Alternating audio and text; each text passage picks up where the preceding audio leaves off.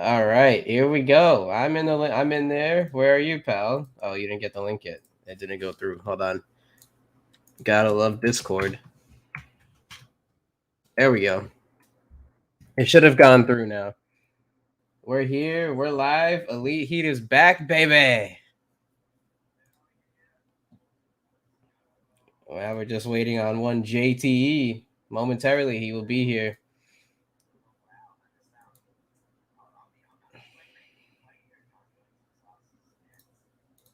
Yeah, build that suspense.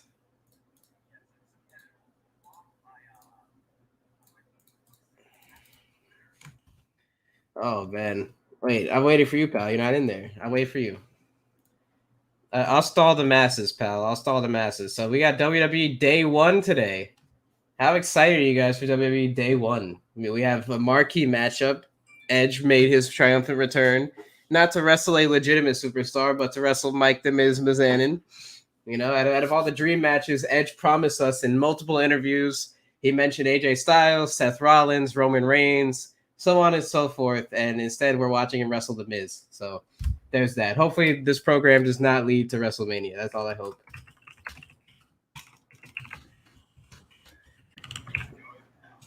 All right, pal. Here we go. Let me get you in here. There he is. Oh, nice. Nice avatar. Here it is. Let's go. Who's excited? Nice avatar. Oh man, that's so good. All right, so yeah, you want me to walk you through now what occurred? What brings Well, us Kevin, here? you're the one who made the deeply controversial video that's getting ratioed on your YouTube channel. So I feel like it's only fitting, Kevin, for you to walk us through the dichotomy on wrestling Twitter with Tony Khan and Big Swole. They're done. Yeah, I mean it's an act of unprofessionalism on Tony Khan's part. Tony Khan basically responded to a tweet about an article that featured controversial quotes from one Big Swole. Now, keep in mind, this is the most important thing of significance that Big Swole has ever done in her wrestling career. I'll just preface this with that. Literally, this is all she's done. Her in-ring wrestling career was not really anything of note.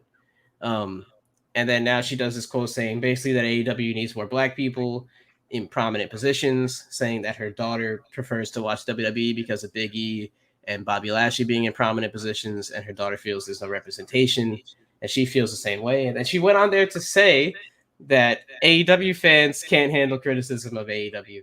And sure enough, she proved everyone right because this tweet drops. Tony Khan makes his response.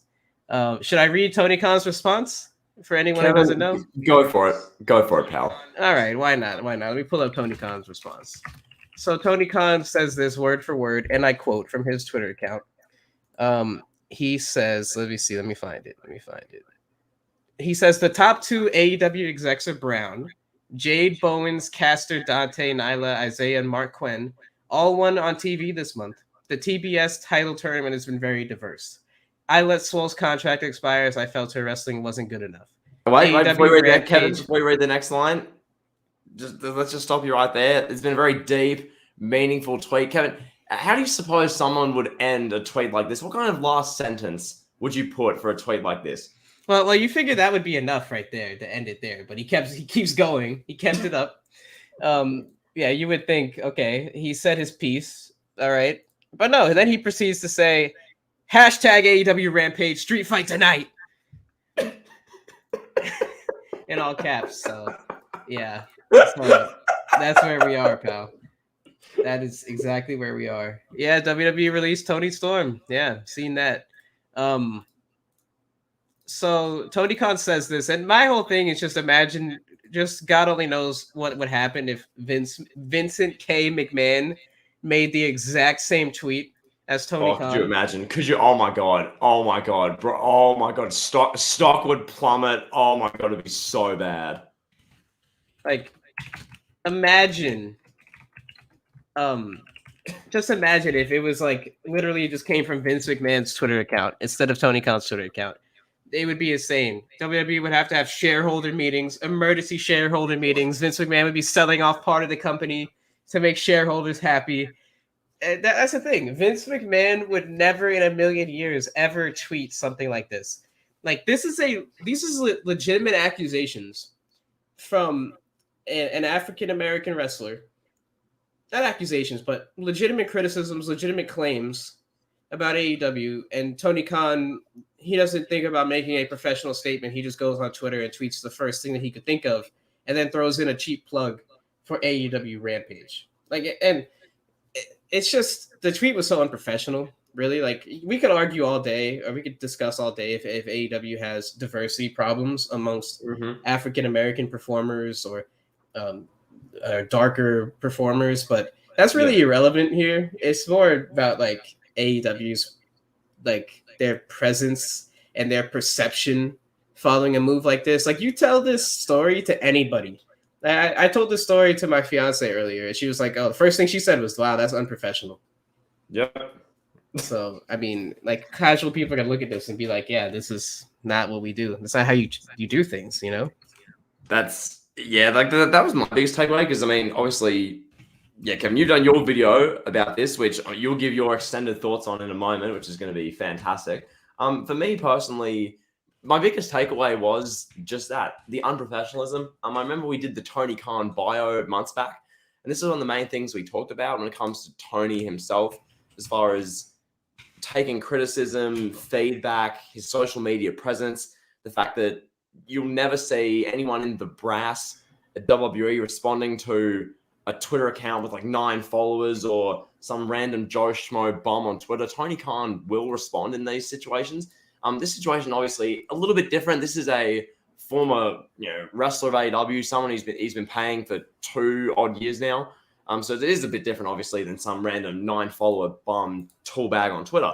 But that said, it's how it was handled, Kevin, which really, it's what has made Tony Khan the butt of many jokes in the past day. It's made him a meme on social media.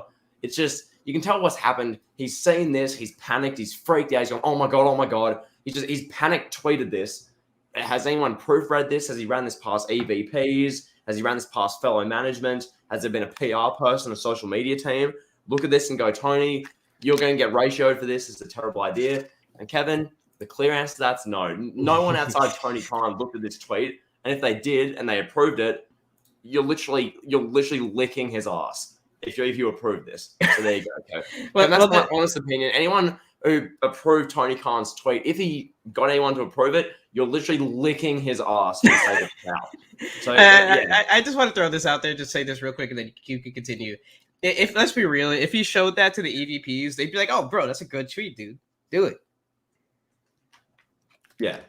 Okay. That's the thing, right? It's like you look at the social media, we'll say prowess of the EVPs. I mean, Kenny Omega's not even that. Out of all of them, Kenny Omega's the best on social media. Cody Rhodes, this is the guy who got ratioed by someone who literally said, Cody, you're my favorite mid-carder. Totally roasted, ratioed Cody Rhodes. Cody's been clowned on that many times. He's deactivated his Twitter a couple times. He got super ratioed twice too. He got super ratioed again after the guy that said that his promo ending racism made him laugh.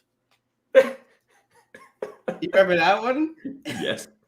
Oh God! Continue. I keep interrupting. I'm sorry. Oh, I was going to say. So then you got the Young Bucks, Matt and Nick Jackson from Rancho Cucamonga, the 2 guys who infamously have now recorded the lowest viewed episode of Sneaker Combat. What's the name of the series again? I forget, Kevin. But they have the lowest rated episode in the history of the show. Kevin, this show's been going for 5 years. They've had so many people on. The other day, Kevin, 4 days ago, they had 2 random subscribers to the channel on. And these two random Joe Schmoes from the street, they've got 300,000 views in 4.5 days. Matt and Nick Jackson, these supposedly famous mainstream wrestlers on TNT, hitting millions of homes. These two can't even crack 220,000 views. That is embarrassing. Can I say this real quick? Go. That episode has been removed from the Sneaker Shopping Season 14 playlist on YouTube. You can't even find it on the playlist. It's just in the channel. Kidding. No. Oh God, look it up. Look at the playlist. They have a playlist for every single season, and the Young Bucks episode is not in that playlist. They have the fans. They have the fans going sneaker shopping on the playlist, but they don't have the Young Bucks. The Young Bucks didn't make the playlist. It That was is so bad incredible. that they deleted it. That is wow. I The just video's still up. They just deleted it from the playlist, so they don't want anybody to even know they were associated with the Young Bucks. oh my god. Oh, I guess Dave Meltzer and friends and rewatch that video over and over again and refresh it enough. yeah, we need Brian Alvarez to get in there with his mob and start watching that video, pal. Oh my god. So basically, the point I'm trying to make here is that the EVPs are hardly social media. I guess what's the word I'm looking for here? They're not like gods at social media. They're not masters of PR Social on media social is media. savvy. Yeah, they're not social media savvy. Kevin perfectly worded. Leave a like for Kevin's wording. So, yeah, in that sense, the EVPs aren't the best people to, I guess, consult in this situation.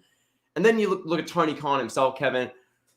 This is just, I mean, remember when he had a freak out at Girl on Cinema? Some random YouTuber who makes $9 a video. Remember that? Yeah, when Like, he's threatening to take away her 20 cents that she made from a video about AEW. yeah, that one. Remember that same incident, the same Tony Khan who literally when the big botch happened at AEW Revolution 2021 there, John, when Dean Ambrose and Kenny Omega had a cartoon kitty explosion at Revolution, and no one found it interesting. When that happened, and AEW was out there blocking everyone who was reposting the clip, reposting it, they're blocking everyone who's doing that. It's like, bruh, like this is not how you handle social media. This is not like what are you doing? And in that sense, Kevin, now we've got this situation where we've seen like a knee-jerk, panic, freak-out reaction from Shahid Khan's son, and it makes AEW look like not AEW, not all the personnel. I don't want to be too general because I know how AEW fans work. They'll clip this 1 6-second part of this, and then they won't actually take on board everything I've said throughout the whole rant. But the whole point being, this from the president, the face, Tony Khan, he has like 17 different titles in AEW. He's the this, that, creative officer, blah, blah, blah, the person who runs payroll, etc. This from that guy makes the company look unprofessional, which is just, it's a disgrace, Kevin. It's simply deplorable, pal. Yes, it's deplorable. There you go. That's the word.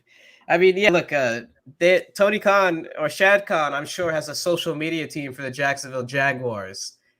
Maybe Tony could have gone over and talked to one of the interns over at the Jaguars office and be like, hey, pal, should I tweet this? But nevertheless, Tony Khan did not do that. So where do we go from here? Should we dig a little deeper into this? Or do you want to keep talking about the on the go surface for it. level? Okay, we got 16 loyal, devoted, elite hate listeners on the stream now. Let's hit them with it. Kevin, where does AEW go from here? Where does the wrestling business go from here, pal? Where do they go? Let's go over some of the people that supported Tony Khan's tweet. So you had Britt Baker who retweeted it. And I mean, that's whatever. A lot of people are attacking Britt Baker. I mean, she retweeted a tweet. Did she do anything horribly wrong? Did she injure someone? Did she wish death upon someone? No. But, I mean, people were really mad at Britt Baker. What do you think about that? Do you think Britt Baker deserves any backlash for retweeting this tweet? I mean, I saw people, obviously, outrage culture, cancel culture mob freaking out at Britt Baker. I saw one guy essentially saying Britt Baker in AEW is like no different to Charlotte Flair in WWE. And I saw a bunch of people just freaking out at Britt Baker. She retweeted a tweet from her boss. So it's like, is what it is, Kevin. It's not like, as you said, she didn't curb stomp some guy's head onto cement and kill them. She didn't do something horrible or dramatic. But at the same time, not the greatest look, but this is like whenever people like tweets, they like to tweet, okay? It's not the biggest deal. So there's Britt Baker, Kevin. Let's move on to the next person, pal. Sure. Let me clear this up too before we actually move on. Tony Khan, he said that he let Big Swole go because she couldn't wrestle. Now, objectively, is he wrong? Not really. I mean, what has Big Swole done inside the wrestling ring that was memorable, that made you go, oh my God, I need to watch her? She was not a must-see talent. I'm not saying that she was bad in ring. Technically, she was technically sound. She was fine. But is he wrong in saying that he let her go because she wasn't a good wrestler? No, that's not wrong. That's not racist. He's not doing anything wrong. He's not overstepping any boundaries. It's the way he went about it. It's just You don't, you don't say that in public, especially when she didn't come at him. She didn't say, "Oh, Tony Khan is a terrible boss. Tony Khan hates black people." She didn't say anything like that. And then his response is, "Oh, she's a bad wrestler. I let her go." It's just not a good look, Well, but Kevin, just remember, AEW Rampage Street Fight. Live tonight on Dynamite. Live 9 days from tonight on Dynamite. On Dynamite. Get around it, pal. Get around Absolutely. And someone said, Toxic World said the bunny can't wrestle. Yeah, the bunny can't wrestle, but she's on TV. There's a lot of women that can't wrestle. Britt Baker is not the best in-ring performer, but she's carrying the women's division. This company's paying Luther $400,000 a year, and people are complaining about that. Like what? Yeah, it's ridiculous. So no, Tony Khan was not wrong saying that she's not a good wrestler. He's not racist. He's an asshole for doing that on a public forum on Twitter when she was not attacking him or making any accusations against him. Like the way he responded, you would think that Big Swole went on CNN and was like, "Oh my God, I have dirt behind AEW. AEW's covering up racism. AEW holds down black people." Like you would think that she tried to do some hit piece on him, the way he responded, Kevin, could you imagine if every time in 2019, 2020, a wrestler left WWE, be that release or otherwise, that let their contract expire, went on Talk is Jericho and spent 2 hours, the better part of which, trashing Vince McMahon, trashing WWE. If Vince and the brass at WWE did what Tony's done here after every one of those, could you imagine Twitter? Twitter would be it would be in its darkest days. The wrestling community would be a dumpster fire. You'd have death threats being sent to plenty. WWE stock would be in absolute mud. WWE stock would be down horrendous, pal. Like, could you imagine when Jon Moxley does his big publicized rip-off of CM Punk's shoot interview with Talk is Jericho in 2019?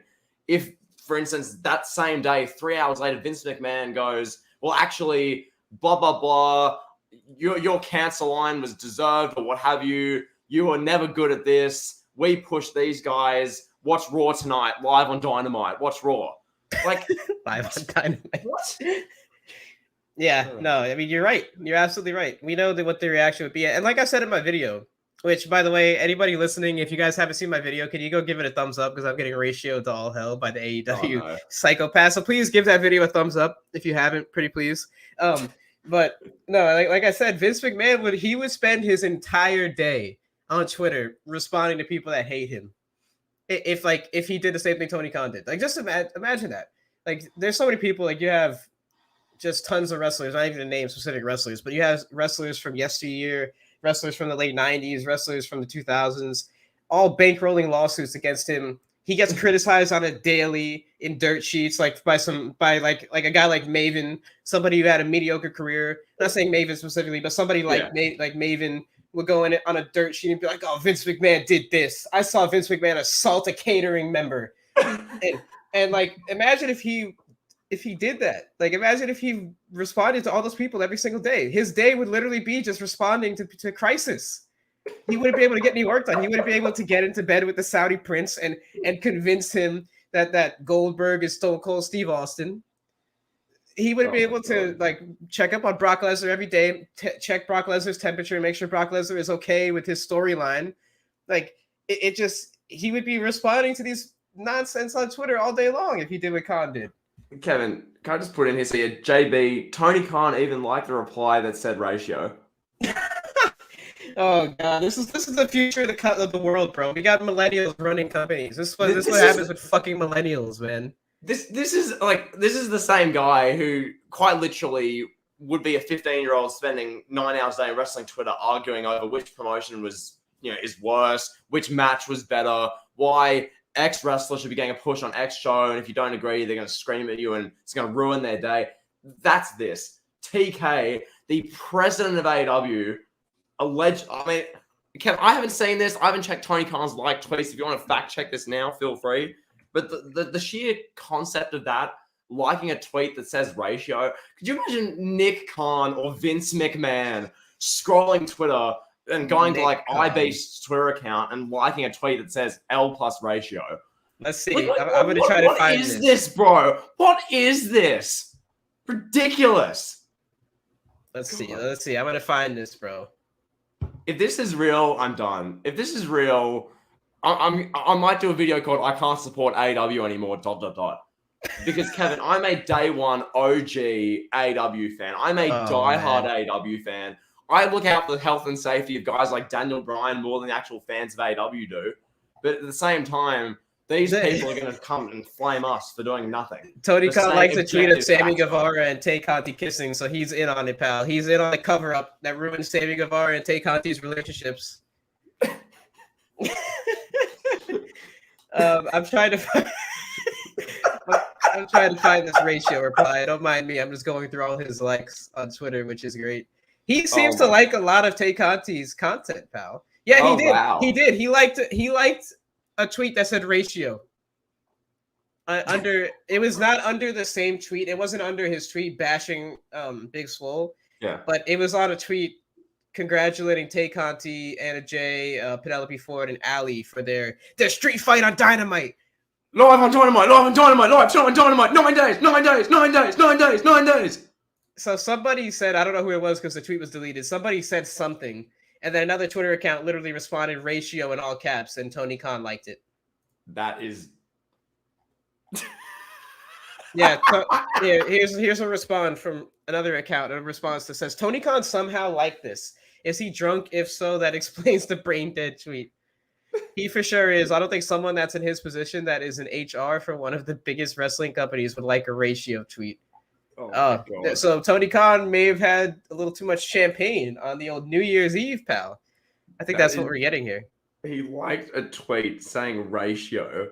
How is he? Is he 13? What? And people are quote tweeting this saying Tony Khan liked this. Tony Khan's drunk. Ain't no way Tony Khan liked this. That I'm dumbfounded. I'm genuinely dumbfounded. Like what?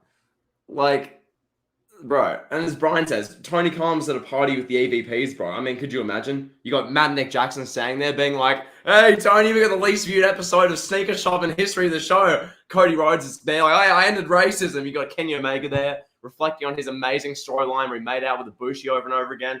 Tony Khan walks in. He's like, "Hey, I got Twitter out on my phone, guys. L plus ratio. Like, Big Swole sucks. Like, bro, this is an embarrassment. It's so unprofessional." He's 39, bro. This is a 39-year-old man.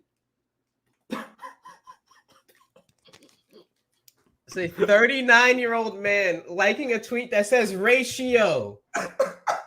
He's a billionaire. His father owns the Jacksonville Jaguars. They own the Fulham Football Club. They own AEW. This is the owner of 3 respectable brands in sports culture. And he's liking a tweet that says ratio.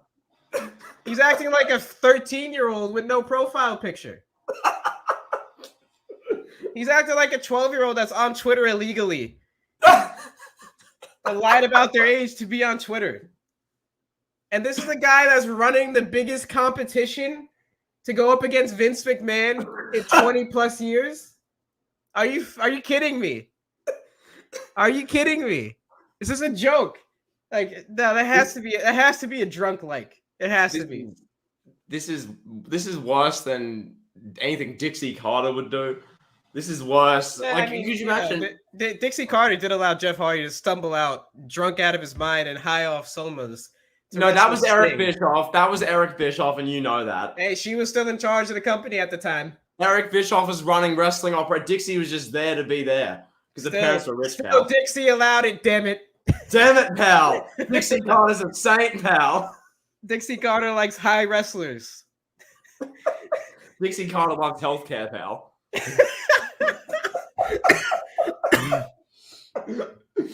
Bro, Dana White loves universal healthcare and insurance, pal. Anyway. No.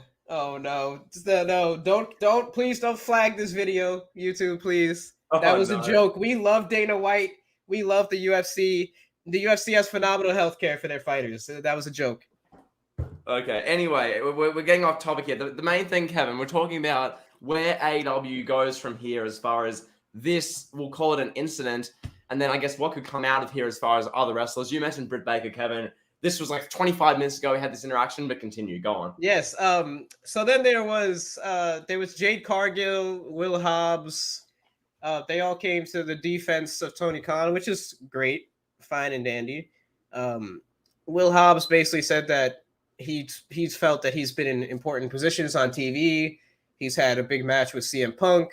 Bro, Will Hobbs, he was the one person of color in the All Elite White Wrestling 8-man number 1 contenders tournament for the AEW World Title in October. Do you remember that? Yeah, how could I forget? And then Orange Cassidy, a 5'8" scrawny white guy who I'm literally bigger than, beat him in a minute. And that was the first match of the tournament. So it was a power play statement of AEW saying, "Oh, get the person of color out of this tournament. And 7 white people left. Let's go." Like bro, what is this, bro? Oh no! Like how are you gonna say, "Oh my god, AEW does nothing wrong as far as any racial undertones type thing," and then look at that tournament. Like that's a perfect example. You remember? Was it the All Out 2020 poster? It was literally all white people on the poster. Jesus Christ. I mean, which it is what it is. Their top wrestlers are white. Like it's not the end of the world. It's not the end of the world. But the problem is that they constantly preach about being the all-inclusive company, the company that cares about others, and they want to put others in a spot of significance. Their only black champion is Scorpio Sky. That's the only black champion they've ever had, and he had a tag team title reign for what, like 3 months with Frankie Kazarian. With Kevin, the Lucha Bros are Latino. Yeah, they're not black. And but L plus ratio, young boy better, little Dirk better. L like that. That was the whole crux of Big Swole's statement, But what was Jade Cargill's tweet? I don't see it. Has anybody seen it? I mean, yeah. If anyone sees it, feel free leave that in chat. Also, real quick, I just want to say in the chat, Carl Hart. Here. So here it is. Okay, here it is. I think this is it. Jade Cargill says, quote, "That bitch, Jade Cargill, 2021 Pro Wrestling Recap and Highlights. No prior wrestling experience, trusted in the upstart company over a well-known one. Once in a lifetime high-profile in-ring debut with Shaq and Cody Rhodes." So, okay. I guess that's her coming to the defense of Tony Khan. I guess that's the tweet. I don't know. But, I mean, I don't see anything wrong with what she's saying. Like, nobody's saying that AEW is racist, though. There's no blatant out front allegations being made that AEW is racist. I mean, you've been seeing some parts of Twitter. Yes. To be objective, you haven't seen Jobber Gareth's Twitter accounts. No, I'm talking about from people within AEW. Like, Big Swole did not make any outright allegations towards Tony Khan. Leo Rush did not make any allegations towards AEW. There's been no allegations, no finger pointing, no attempted lawsuits. There's been none of that. So, I mean, it's really just finger pointing. Jade Cargill, I mean, she was in a featured spot. She's right. She was in a featured spot with Shaq and Cody. But I mean, Jade Cargill's going to be a star. We'll see if she makes it to the apex of AEW, and I mean, she should, But I don't know. I don't think AEW has a huge diversity problem. Like it could be better, but it's not like I don't think it's blatant. What do you think? Yeah, I'm pretty similar. Obviously, like I pointed to that example with the like the 8-man number 1 contenders tournament, which like that one's just one of those ones you look at and go, okay, that's when you bluntly describe what happened with that tournament, not great. But that's just one kind of solo, little case study example. When you look in totality, like I've seen people on Twitter explaining all the different things which either minority groups or people of color have done in AEW in the past year and a half, which absolutely, like Jade Cargill's a fantastic example. Her presentation's been really good. They've made her like a dominant, strong, empowered person of color on AEW TV, a good, model of representation, someone who, in this case, Kevin, going back to Big Swole's statement, her kids could watch and look at and go, that's inspiring to me. I'm empowered by by Jade Cargill. That's cool. That's awesome. But like I think in totality, you look at AEW, and I mean the memes have been made by particularly the anti-AEW accounts, your Gareths, your Jobber Nations on YouTube, guys like Millennial Smark, Walt Clyde, these types, about AEW and how they've pushed people of color, African Americans, different minority groups. Points have been made about that, which are hard to argue with. I'm not on the boat personally that thinks AEW racist. Like, no, like that's no. But I can see where everyone's coming from. I can see the people who are like AEW love to say they're so diverse and inclusive, but they've done not that much to really prove it as far as showing people of color, minorities, all these type of things on a weekly basis.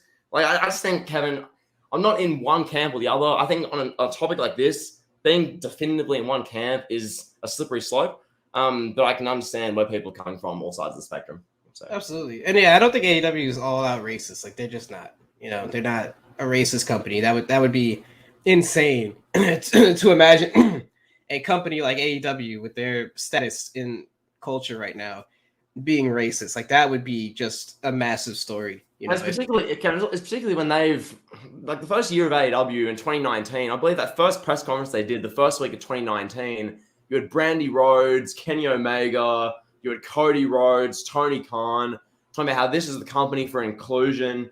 Everyone matters. Everyone is going to be represented. Where, like, I remember Brandy Rhodes in that first press conference talking about how proud they were to have Nyla Rose on board and everything Nyla Rose represents. And just generally with all these, like, different kind of, like, the full spectrum of people, all shapes, sizes, skin colors, everything. Like, AEW, that was their thing in 2019, especially. I heard that a ton as far as, like, all they're doing right in that regard, which is awesome. Since then, especially recently, have we truly seen that to the same extent? God, no. Has the representation been there the way they've built it up to be in previous years? Objectively, no. But that said, Kevin, it is a definite watch this space. Where AEW go with pushing minority groups, people of color, African American people, all that type of thing, where they go from here with that, ways to be seen, but God, it's an interesting one. Yeah, it remains to be seen, exactly. So, all right, so I guess we'll talk about Tay Conti now. So, Tay Conti came to her boss's defense, to young TK's defense. She tweeted out, "As y'all know, I'm Latina and I know the struggles. I have an accent and cutting a promo on national TV is not something that you see normally, but AEW and TK makes me feel comfortable and not ashamed doing it." And then she promotes the street fight, and yeah, basically that's her tweet. So the first part, pick apart this, where she says, "Someone with an accent cutting a promo on national TV is not something that you see normally." So I guess she's never watched wrestling. That'd be my assumption. Eddie Guerrero, Rey Mysterio, Alberto Del Rio, Andrade. I could name a few more if I really thought about it. Juventud Guerrera, Psychosis. What's his name? Conan. All these wrestlers have been on live TV cutting promos with a Spanish accent. Some more prevalent than others. Andrade, Alberto Del Rio, more thicker accents. Eddie Guerrero I think he used to spice it up for the camera. Rey Mysterio as well. But she's not an alien. You know, she's not the first Latino person with like a heavy Latino accent on their English to cut a promo in a wrestling ring on national TV. She's not the first of its kind. It's not super rare. I guess she forgot that Andrade works for a company too. I mean, Andrade's so far buried in catering that she forgot that he works there. So, yeah, I mean, maybe there hasn't been that many Latino women in her play. I can't think of any. Maybe Vicky Guerrero is one that comes to mind. But she's that heavy accent like Tay Conti. I get what she's saying, though. She's saying that English is not her first language. And, you know, it's tough for her to do. I mean, my father came to this country not knowing any English, spoke with an accent, and he did just fine. He learned English, did just fine. So I don't really sympathize with people like that. It is what it is. You know, you can come at me all you want. Then the other thing is she's light-skinned. She's light-skinned. She's not a dark Latino person, you know, and we don't really have that many in wrestling, but like you look at, like, I guess Proud and Powerful would be the best example. They're more darker skinned. Kevin, real quick, just for some kind of context with this, because I know a number of people watching, like you guys see me on camera. I'm a pasty white boy from Australia. Like I'm not exactly like as far as any kind of ethnics or minority groups or person of color, that type of thing. Just real quick, just briefly, you explain, I guess, with that one, the difference between, I guess, light-skinned Latino, darker-skinned Latino, that what that kind of means, just generally, if possible. Okay, so what that means, since people don't understand this, being Latino is an ethnicity, not a race. In Latino countries, like Puerto Rico, for example, from where I'm from, there are African Puerto Ricans, just like there are African Americans in the United States. There's white Puerto Ricans, and then there's Asian Puerto Ricans, which are called Tayanos, which are what I believe what Pride and Powerful are. I believe they're Tayano. There's a lot of Philippine people, Chinese people that immigrate to Puerto Rico. Being Latino is an ethnicity. It's about the culture. It's about the Spanish language, the food, the environment. But there are different races in all those countries. If you go to Panama, is another one. Panama, there's mostly black people in Panama. It doesn't fit what America has told us what a Latin person is supposed to look like. What America has told us, Latin people are supposed to look like Bad Bunny. They're supposed to look like Daddy Yankee. They're supposed to look like this person and this person. They're not supposed to look like Tego Calderon. You guys probably have no idea who Tego Calderon is, but he's a singer, a rapper who's black and is prominent in the Afro Latino culture. They're not supposed to look like that, according to what the stereotypes and the media stereotypes. So yeah, that's I guess the quickest way I could describe it. Gotcha. All good. It's okay. So you were saying something about Tay Conti, and finish off that thought, and then we can, I guess, deep dive into that some more. Sure. So Tay Conti, she's white Latina. She's not African. So she doesn't know the struggles, but she says she knows the struggles. I assume she's talking about the struggles that Big Swole is going through, and she really can't relate. I'm not saying I can relate to her struggles.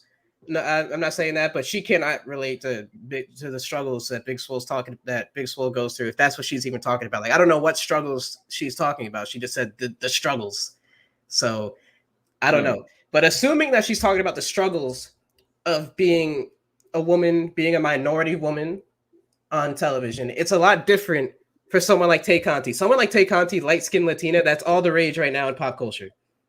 That light-skinned Latinas get more opportunities for movies, TV shows, than an African Latino person would or an African American person would. And that's just a fact. It is what it is. It's a fact right now. Like in Latin America, people are very racist. It is what it is. It's unfortunate, but it's a problem that's getting traction on social media, but it's not really close to being addressed. But yeah, that's all I gotta say. Well, Kevin, you mentioned one example in your video, which I just want to deep dive on. So Sofia Vergara, in case you don't know, as you said in your video, the star of Modern Family, made that show as big as it got. Perfect example of the kind of thing you're referring to here. Her net worth is $180 million. She has 24.2 million Instagram followers. She's worldwide known as a Colombian actress, Latina woman, but I guess it's just it's just impossible. She's what a Latina is supposed to look like according to American culture. That's like the stereotype. And she speaks with the accent. She doesn't English not her first language, but that's like all the rage. That's what people are attracted to.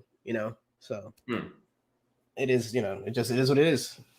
Gotcha. So then from here we have Tay Conti. So obviously she has that tweet yesterday. And then follows that one up with saying, quote tweeting Tony Khan, saying, "Thank you for everything you do for us. Your enthusiasm and the way you trust us makes my job easier." So a nice bit of, I guess, praise to Tony Khan there. And then Kevin, the next thing I want to mention, Leo Rush. This is interesting to me because Leo is someone who has never been the type to just keep his opinions suppressed and not voice any opinion. Leo Rush has had a few little instances on social media in the past few years. Kevin, this one yesterday, want to give us your thoughts on Leo Rush's reaction to the whole situation? Yeah, I mean, he tweets out in all caps, apology. Or apologize, Tony. And I mean, I don't know. It is what it is. Leo Rush conveniently seems to be at the forefront whenever there's like a trend over racial tension. We think back to when he said something along the lines of like Keith Lee was given a championship because of like a social movement that was going on. You remember that last year, commenting on Bobby Lashley winning the title. Like Leo Rush seems to be at the forefront. He knows when to put himself in the right situation. I don't know. I don't really have much thoughts about that. Like, yeah, Tony Khan needs to apologize. Will he apologize? No. will he pick up the phone and call Big Swole? I don't know. Maybe he will. I don't know Big Swole. I don't know Tony Khan. Maybe he'll call her. Maybe she'll call him. I don't know. But Yeah. I don't know. Well, Leo Rush said something else, didn't he? Was there another tweet you were referring to? Oh, I mean, take your pick. I mean, so Kevin, feel free to entertain the 25 odd people we have in the building for like another 10 seconds. I pull these up. All right. Yeah. So let's talk about. Let's just imagine not Jade, Big Swole talking about Tony Khan or talking to Tony Khan. Like, I wonder how that would go. Tony Khan calls up Big Swole and she's like, "Oh man, we had some beef, whatever." Like, I can't really see it. Tony Khan doesn't seem like the kind of guy that would apologize. He seems like the kind of guy that's going to think he's right and is going to plant his flag in the ground. Okay, so Kevin, I got an update for you. So 4 minutes ago now, Leo Rush tweets a very kind of generally positive note about Tony Khan as far as clearing up his side of the situation. This one, it's pretty much just kind of make clear there isn't like some big like racial divisive beef in AEW. Granted, whether he's been told to say this and put this statement out by the AEW EVPs and the brass at AEW, whether that's the case and he truly means this, waits to be seen. Essentially, the whole crux of the statement, you can check it out on Leo Rush's Twitter. I'm essentially saying that he's not trying to imply or say that AEW or Tony Khan's racist. He's thankful for the opportunity to be there. He spoke to Tony Khan and Kenny Omega and all this type of stuff to discuss future endeavors and understand the struggles of the black community, what have you. He's excited for a positive year in 2022. So hopefully that's nipped that in the bud and that's not going to be an issue. Hopefully that's a truly genuine statement. And that's all good from there. Because if that's like cap and there's actually issues there, it's going to come out in interviews in the next year or two. But yeah, there you go. For sure. I mean, yeah. And then he said, if nobody says something, then I will, because this is fucked up and now I'm pissed. That was what he said 20 hours ago. Yeah. It is what it is. I mean, is it? Yeah. I mean, what are we going to do? We can't do anything. We're going to make a stream about it and scream about it, pal, for views. Yeah, that's all we can do, pal. No, his statement. Wow, that's interesting. Yeah, that's an interesting statement. I mean, it seems like he's calm. He seemed pretty mad based on his prior responses earlier on. I believe it. If he said he spoke to Tony Khan, then I believe it. And if Tony Khan says that he's going to change things, then yeah. I mean, all this stuff should be done in private anyway. Yeah. None of this should have been on Twitter from the beginning. Tony Khan's not been blasting her on Twitter. Yeah. They're in no way, shape, or form like this all should have been done behind closed doors. But we live in a day now where people are going to tweet everything and we have live access to information as it happens. So there's some perks with that and there's some negatives. Absolutely. As Brian says here, imagine the AEW locker room right now. Kevin, this is the dichotomy I want to discuss as far as now going forward, what this will mean. I personally feel like most of the locker room will carry on as normal. I do feel like with some people in the AEW locker room, this will be a bit of a kind of a nagging gripe as far as I'm not saying people in the AEW locker room will never look at Tony Khan and the EVPs the same. That's over dramatic and cap. But I think this will be one of these things which people go, remember that time that this got aired publicly on social media, this kind of unprofessional, borderline hints of racism little thing happened on Twitter. Remember that? And that could affect some people, how they view AEW, their stance going forward, whether they renew contracts, whether they maybe want to go WWE, whether they come out in an interview and potentially blast AEW, all this type of stuff, Kevin. Waits to be seen, pal. Waits to be seen. Oh, yeah, pal. I mean, look, we could address the race issue in wrestling as a whole. WWE does not have a clear record, Nowadays, WWE they've come a long way.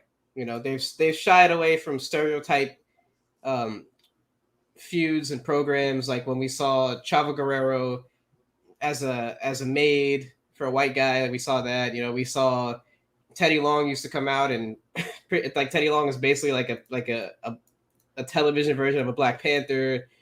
You've all heard the stories of like Ric Flair saying the N-word, and obviously Vince McMahon said the N-word to John Cena in front of Booker T. Well, Kevin, to be fair with this, it's like obviously like back then it was like the racial equality side of things. It was truly few and far between. I remember watching Survivor Series, I think 04 or 05, whichever one Vince McMahon said the N-word on. that same show, there was a segment where Edge was like out. You know, he literally there was a black athlete, I think from a football player or a hockey player in the front row. Edge is out there trying to get heel heat in a promo, calling this random black athlete Mark Henry to try and get heat. Like this is where they came from as far as WWE. WWE's track record as far as like on screen, not good. Behind the scenes, there's some stories as well. But when it comes to, I guess, more recent times, Kevin, I remember watching Raw in April of last year, saying Jerry Lawler described Akira Tozawa's finish as the ramen noodle moonsault. I remember Akira Tozawa coming out with a group of ninjas just because he's Japanese. Like, all this type of stuff, pal. WWE's record's not saying, like, you know, not great, mate. The best of chances. But you look at what they've done in the past 5 years as far as empowerment, pushing people of color, pushing minority groups, all this type of stuff. We all know the agendas, pal. If you watch WWE now, it's ridiculous. But that said, Kevin, you got Big E's WWE champion. Big E's out there doing the ring introductions for Tyson Fury and Deontay Wilder ahead of their massive trilogy fight, one of the best fights in heavyweight history. You've got Bobby Lashley, was the dominant WWE champion for the better part of the last year. You've got representation right across the board. Bianca Belair is the biggest female star they have now. Sasha Banks, the like. You've got wrestlers from all over the world getting opportunities. Asuka was a massive star. All these type of people, Kevin.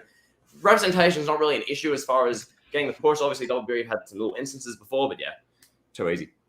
Yeah, exactly. And it is, you know, it's interesting to say the least. When you look at WWE's track record, and people bring it up all the time. It's like, I'm trying to be very careful how I say this, but yeah, on Twitter, it's almost like people are having a battle of who is more racist. Yes. Between Vince McMahon and Tony Khan. Like you see this here or there. People are just battling over it. Like, oh, Vince said this. Oh, Triple H said this in a promo. Oh, this, oh, that. It's like, well, two negatives don't equal a right.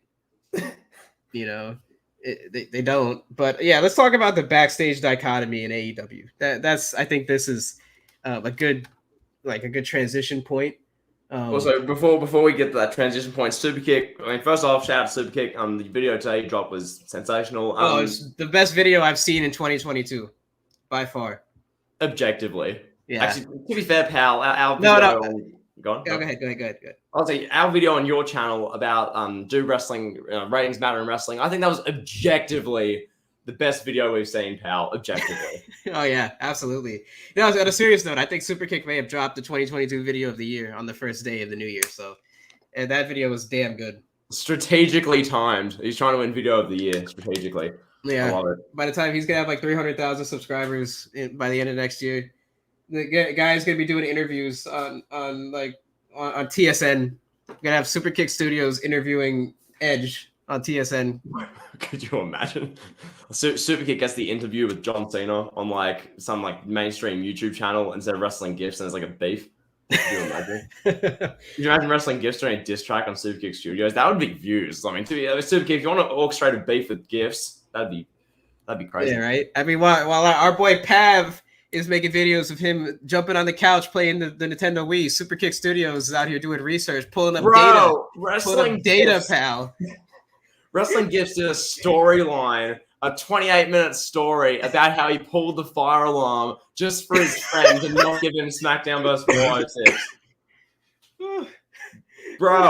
Bro, Pav said he was chilling when he was 8 years old, setting off the fire alarm and causing his principal to suspend him. And then he lied to his parents because he didn't want to get beat, bro.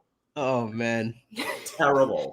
Oh, Jesus. Yeah, I mean, that's what's going on here, pal. You know, Superkick is out there getting data, proving objectively why WWE has failed after they went PG, but how they've somehow gained more money. I was mind blown by some of the stats that he pulled out, bro. It was crazy. That was what a moment. But yeah. Yeah, it reminded me of a Jimmy High Roller video. If you follow the NBA community, you know who I'm talking about. The high quality videos. That guy's got like 2 million subs. So, yeah, that's all good. Let's go. Superkick Battle of the Brown Boys. Bet I can't comment or else I'll be cancelled. So that's all good. Kevin, we're going to talk about the AEW roster locker room dichotomy, pal, or whatever you wanted to talk about, pal. Hit us with something. Well, we need another hit piece video from you. We need you to say, "Dear Tony Khan, please step down as CEO." We need that video. Oh, that's an idea, pal. That's an idea. You know, I reckon. Oh my God, could you imagine Twitter Oh no, That'd be the end of your YouTube career, pal. You would get ratioed harder than I'm getting ratioed right now. bro! You should have seen when I like because the Dear Daniel Bryan Please Retire video. The only people who knew about that before I posted it, I think you, Superkick, and KO fan.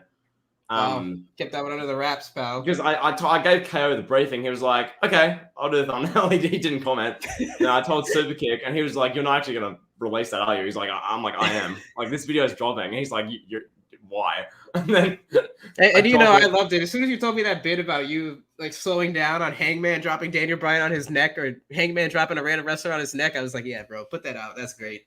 I remember showing you that, and you were just like, "Oh my god!" So I dropped the video. I spent like all of my day working that video. It was actually a good little hit piece. And then I drop it at like 4 a.m. because I was sick at the time. I had like a cold or something. I wake up like 4 in the morning. I'm like, I'll drop this video now. I drop it, promote it on Twitter, go back to sleep for 2 hours, Kevin. I wake up and my Twitter, it was a car crash. It was the worst I've ever seen Twitter. It was. That's what like someone like Donald Trump's Twitter must look like. Just you go through the mentions. It's toxicity. It's abuse. Some people love it. Some people, a lot of people just hate it. It's so negative, so toxic. It was, wow. Absolutely, no, for sure, man. And then, yeah, the ratio on that tweet was incredible. Oh. That was like, well, what did they say? Oh, if you cared that much about Daniel Bryan, you'd let him be happy or something. It's like. I was like, I care about him more because I don't want him to be laying on his neck and get paralyzed, dumbass. But anyway, we move. Yeah, all good. And then I brought you to an AEW show with me, and you were booing Daniel Bryan relentlessly out of the building. Yeah, I was screaming about Daniel Bryan saying, "Please retire, you dickhead." But anyway. All right, yeah, good. back to the regularly scheduled program. So, yes, we back, pal. Send beer. Let's go. We back. The AEW roster. I can only imagine what it's like. I mean, Lio Rush is Lio Rush a regular member of the roster now? Is he all elite? Is that official? Well, yeah, he's been a toy in the toy box for like 6 months now. He was one of those who just kind of showed up and you saw the Lio Rush all elite graphic. Then you're like, okay, you stop caring after about 15 minutes, and then if you cared at all, then you just moved on. I'm sorry, this comment just ruined my thought. No, Trae Young is not going to be at day one. No. I swear, Kevin, he objectively is, and I swear, if Trae Young, if he assaults a legendary wrestler like Rey Mysterio, I might break my TV. if he even thinks about going near Rey Mysterio, pal, it's over. I'm gonna fly to Atlanta and I'm gonna do like that guy did to Seth Rollins. I'm gonna tackle Trae Young on the stage, pal. Oh god! Now, Kevin, you're gonna do like a Finn Balor double shotgun stomp off the top rope to like Trae Young if he touches Patrick Ewing, pal. Like, oh my god, this is ridiculous. Why do they keep bringing Trae Young back, pal? Trae Young he just had COVID. Draw. He just had COVID. All right. Back on track. I'm sorry. I'm not gonna stop yelling. Okay, go ahead. This has gone totally off the rails. So yeah, but basically what I was gonna say, Kevin, you're alluding to the dichotomy in AEW, the locker room, all this kind of stuff. Kevin, I can't wait for Brian Cage to do he'll leave AEW and do the most like ridiculous shoot interview you'll ever hear about AEW, talking about behind the scenes, how much of a mess it is. It'll be like when Mick Foley and all these legends left TNA and just trashed it. It'll be like that with Brian Cage. He's getting the biggest shoot interview we've ever seen. We're talking about Matt Hardy, who's running around with his CTE brain. Backstage. You had Andrade El Idolo backstage, like, complaining how Charlotte Flair was X, Y, and Z, why they broke up. You'll have, Brian Cage saying that Eddie Kingston was like a dictator backstage. Cody Rhodes was the worst person ever. Wait, you said Charlotte and Andrade broke up? Yeah. They posted a picture together on Instagram, I think 2 days ago. They're like making out or something. Yeah. Oh my god, I got clickbaited by Fightful again. Yeah, damn it. Yeah, I was like, wait, what? They broke up? Like what? Oh my god. Don't. Okay, anyway, move on. We move. Yeah. No. Brian Cage, you think he'll pull a Scott Hall? Like when Scott Hall told the stories about how Dixie Carter tried to bang wrestlers? He's thinking of club. No, like how Dixie Carter tried to bang wrestlers. You think Brian Cage is about to be like, hey, Tony Khan was trying to bang some of the chicks, bro? Tony Khan trying to bang wrestlers. Oh my god. Oh god. That would be so funny. Bro, you're telling me there was sexual tension when Tony Khan was talking to Bryan Danielson backstage. Is that what you're telling me? Yes, sir. Oh yeah, here it is. Yesterday, Charlotte posted 10 pictures of her and Andrade hanging out on New Year's. Well, 4 different articles in the wrestling journalist fraternity clickbaited they broke up. But Kevin, wrestling media is as bad as it gets. Wrestling media is as bad as CNN, pal, if not worse. Okay, Right? I mean, he literally has her hand on her, we'll say her chest. So her chest, I guess they're more than friends. So are they parodying when Vince McMahon healed Candice Michelle backstage in 2006? Yes, that is what they're doing, pal. Can we impersonate that real quick? Oh, Mr. McMahon! Mr. McMahon! Vince! Vince! Oh, Candice! Oh, yeah! Oh, yeah, Candice! Oh, Candice! I'll play it for everyone here. Here, I'll play it for everyone so you guys can all see it. So just real quick, this segment was in 2006, and Vince McMahon was at the height of his craziness. He's doing a segment backstage before a match where Candice Michelle was saying that she has like a chest infection. She needs to be healed, and Vince McMahon proceeds to literally grab her chest, we'll say, and proceed. They're just both screaming. Shane McMahon walks in and stops the whole situation.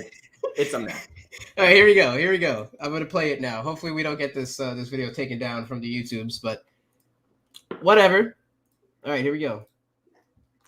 Let's see, which screen do I need to share, pal? Oh god.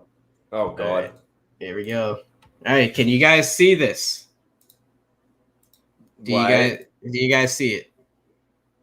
I can't see anything. Oh, there we go. That's legit what this is. Vince is like, oh, I'm healing Candice, and Shane is like, heal her later. Yeah, so get this clip off the screen before our channel gets taken down. So legit. Oh man, that is fantastic content. Yeah, so for people who are wondering why I was legit screaming and kind of orgasming on stream, I was impersonating that. So you guys couldn't hear it? Damn it. Well, Kevin, if we played audio as well, we'd be demonetized. All you need to know is literally Candice is screaming, "Oh, Vince!" And Vince is like, "Oh yeah!" Like that's all it was. So yeah, Vince is like, I'm healing her. Damn it! Oh. Anyway, so how did we get to Vince McMahon healing Candice? How did this start? I don't know. I have COVID, so I don't remember anything.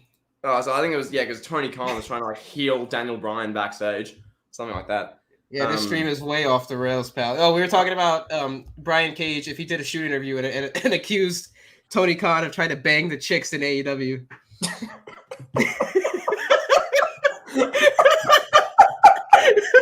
Imagine Tony Khan at like a New Year's Eve party, and he's like all like he's just drunk talking to Tay Conti, and Tay Conti's like, Sammy, can we leave? Okay, bruh. Anyway, Brian Cage will do a shoot interview. We'll go to WWE. That's one of our bold calls in our upcoming bold calls video on the JTE channel. So keep a look out for that one. There's some good stuff in there, pal. As far as AEW generally, though, Kevin, I guess I'll just ask you this: going forward, after this big spat on Twitter, will you be more enticed to watch AEW, pal? I mean, I rarely watch AEW as it is. I do watch Dynamite just about every week. So I don't see myself watching more regularly than that already. So I don't see myself watching AEW Dark or Elevation or Rampage due to this incident. Quick question: does anyone watch AEW Dark Elevation? Probably not likely anyone that watches our streams. I don't think so. On God, bro. AEW Dark Elevation. Yeah, I mean, Paul White is the draw, pal. He's the commentator. He's the big draw of that show, pal. I can't even Paul White to leave AEW and cut a disgusting, horribly filthy, dirty shoot interview about everything that happened backstage. How, once again, I mentioned the example before, how Matt Hardy is like a horrible person backstage, running around. Matt Hardy will just be going about the motion, and he'll start screaming at people from the CTE of his, when he fell off a 20-foot high platform at All Out 2020. When they jumped off, Matt Hardy landed back of his cranium first on a cement floor from a 20-foot drop. And then Twitter was saying that it's fine, the doctor approved it. How do you know? You sat on your ass watching it on your couch. Do you know what the doctor said? They're like, what is this? He fell off a 20-foot high platform, landed headfirst on a cement floor. You think, he's totally fine. Yeah, BS. Do you know how anatomy works? The human skull is not supposed to hit a 20-foot drop headfirst on a cement floor, Kevin. Jimmy the Elitist has gone off the rails, pal. How dumb! Like I had people on Twitter back then. This is a year and a half ago. Saying, "Oh, well, what do you know? You're not the doctor. I have to be a doctor. That doctor's not qualified. He cleared Matt Hardy to keep wrestling." What do you mean? I did exercise science for like 3 years. I didn't need 3 years of that to know that someone falling 20 foot high of a platform, head first on cement floor, is not okay. And then when I voiced that in the YouTube video, AEW copyright takes it down within like 2 hours because that's not okay. That's censoring the truth, pal. Unlike TWRP, pal, uncensored, pal. Ridiculous. Conspiracy theories. I think I killed Kevin. God. What's up, pal? What's up? I think, guys, I've legit killed Kevin. I've killed Kevin. Oh my God. I had to get that off my chest though, because that's just the fact. Like I had AW fans, these same AW fans who don't know who Bad Bunny is. They don't leave their house. They have a whole notebook filled with match star ratings and their own bodily fluid. Like these people were telling me that Matt Hardy was fine. Like, I'm sorry, what? He had concussion eyes. Anyone who's done basic anatomy or any kind of physio or anything knows that if your eyes are like in different directions and you don't look like you don't know where you are, something's wrong. So yeah. Kevin, are you with us again? Are you here? Kevin Garcia. Hello. Kevin. We can't hear you. Kevin. Kevin. Kevin. Yo, Kevin. Okay, guys, Kevin's died. I've killed him. Either that or COVID, either or. Nonetheless, pal. So I'll chuck into the chat real quick. Feel free. I'm back. Kevin's back. I thought I killed you. I killed you. No, I don't know if you heard me, but I said I had to pee while you were ranting. Oh, you missed a great rant. I was just screaming. That was fun. Oh, that's great. I'm glad I didn't interrupt that rant. Kevin, I was legit. I want people to go back and watch that. Legit, I was screaming because it's not right that these know-it-all doctors at home who sit in their basement reacting to 5-star New Japan matches, writing in their notebook the star rating and leaving bodily fluid on those same pages. Those people were telling me and anyone who would listen that Matt Hardy was fine after legit. In most circumstances, he is killed on the spot on that show. Anyway, Matt Hardy, CTE, we move. Kevin, what are your honest thoughts? Hit us with anything, pal.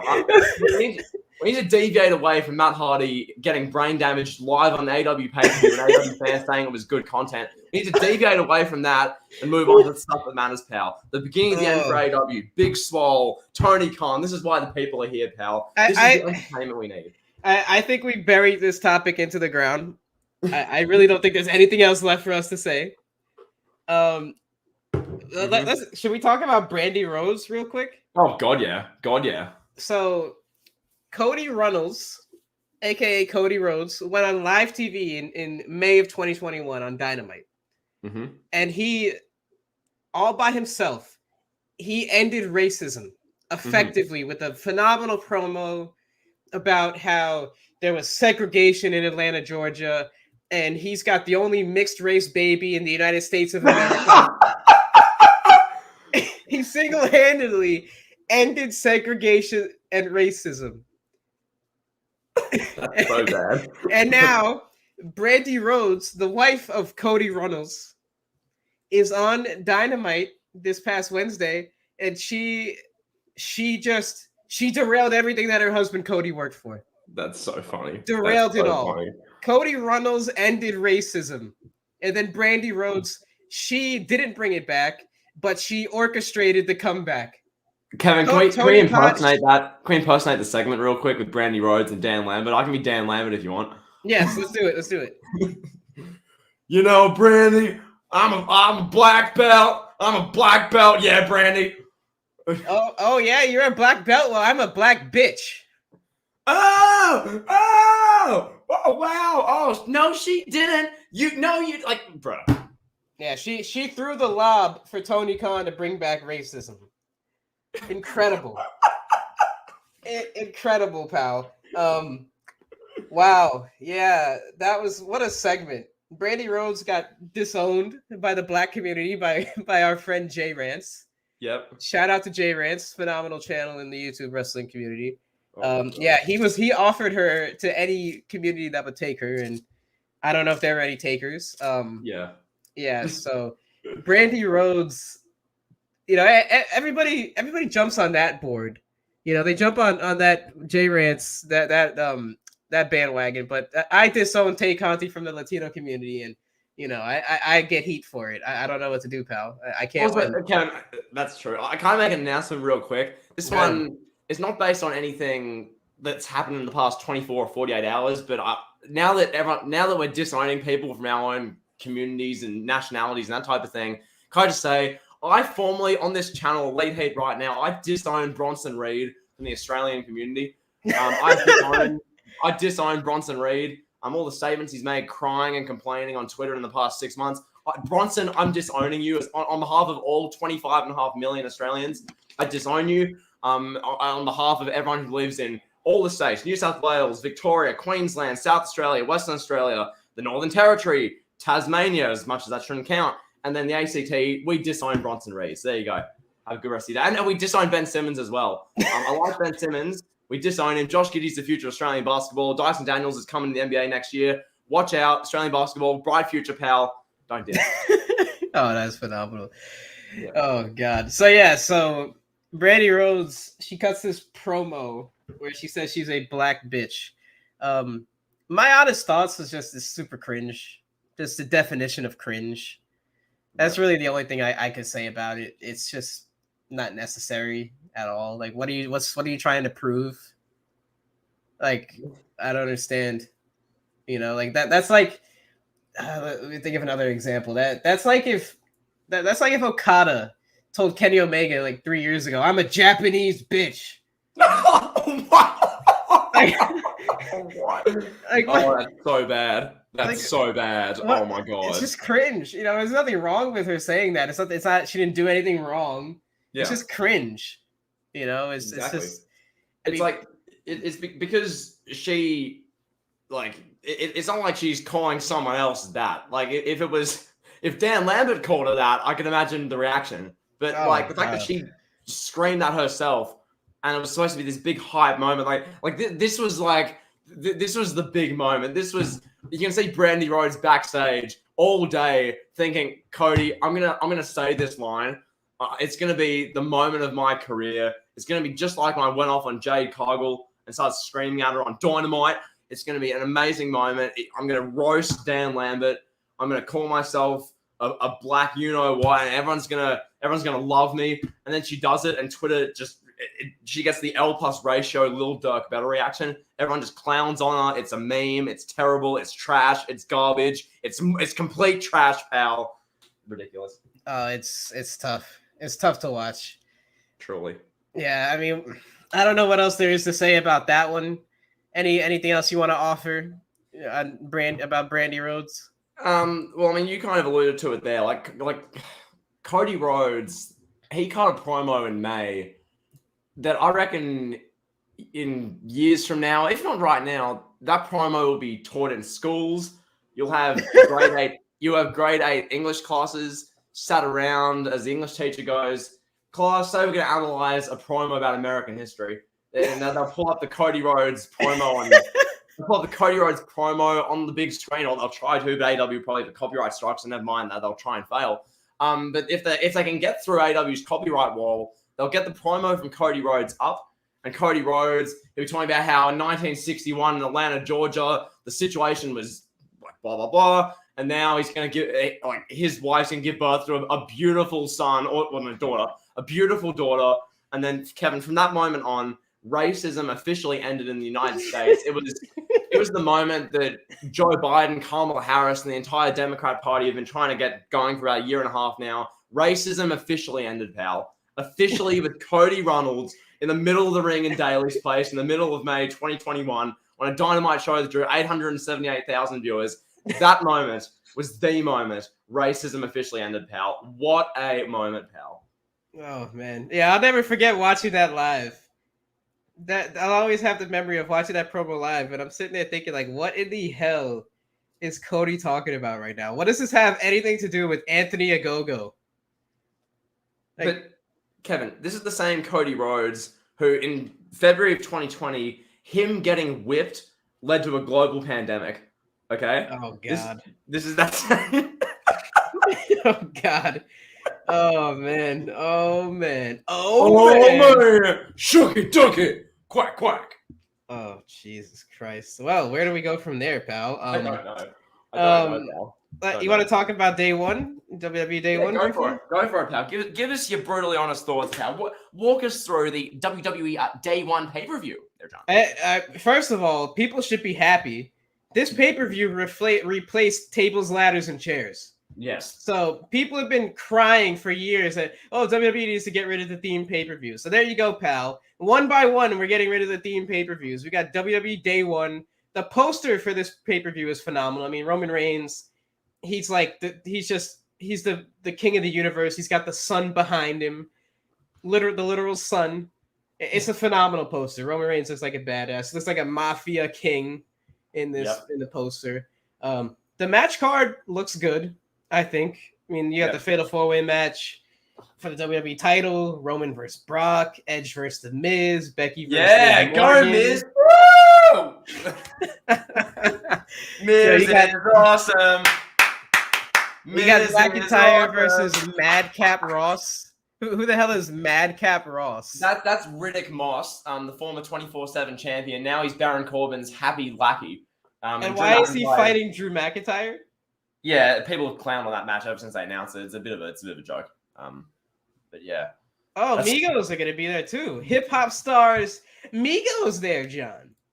Kevin, that is a mainstream inclusive act by WWE. And hopefully Offset brings Cardi B, pal.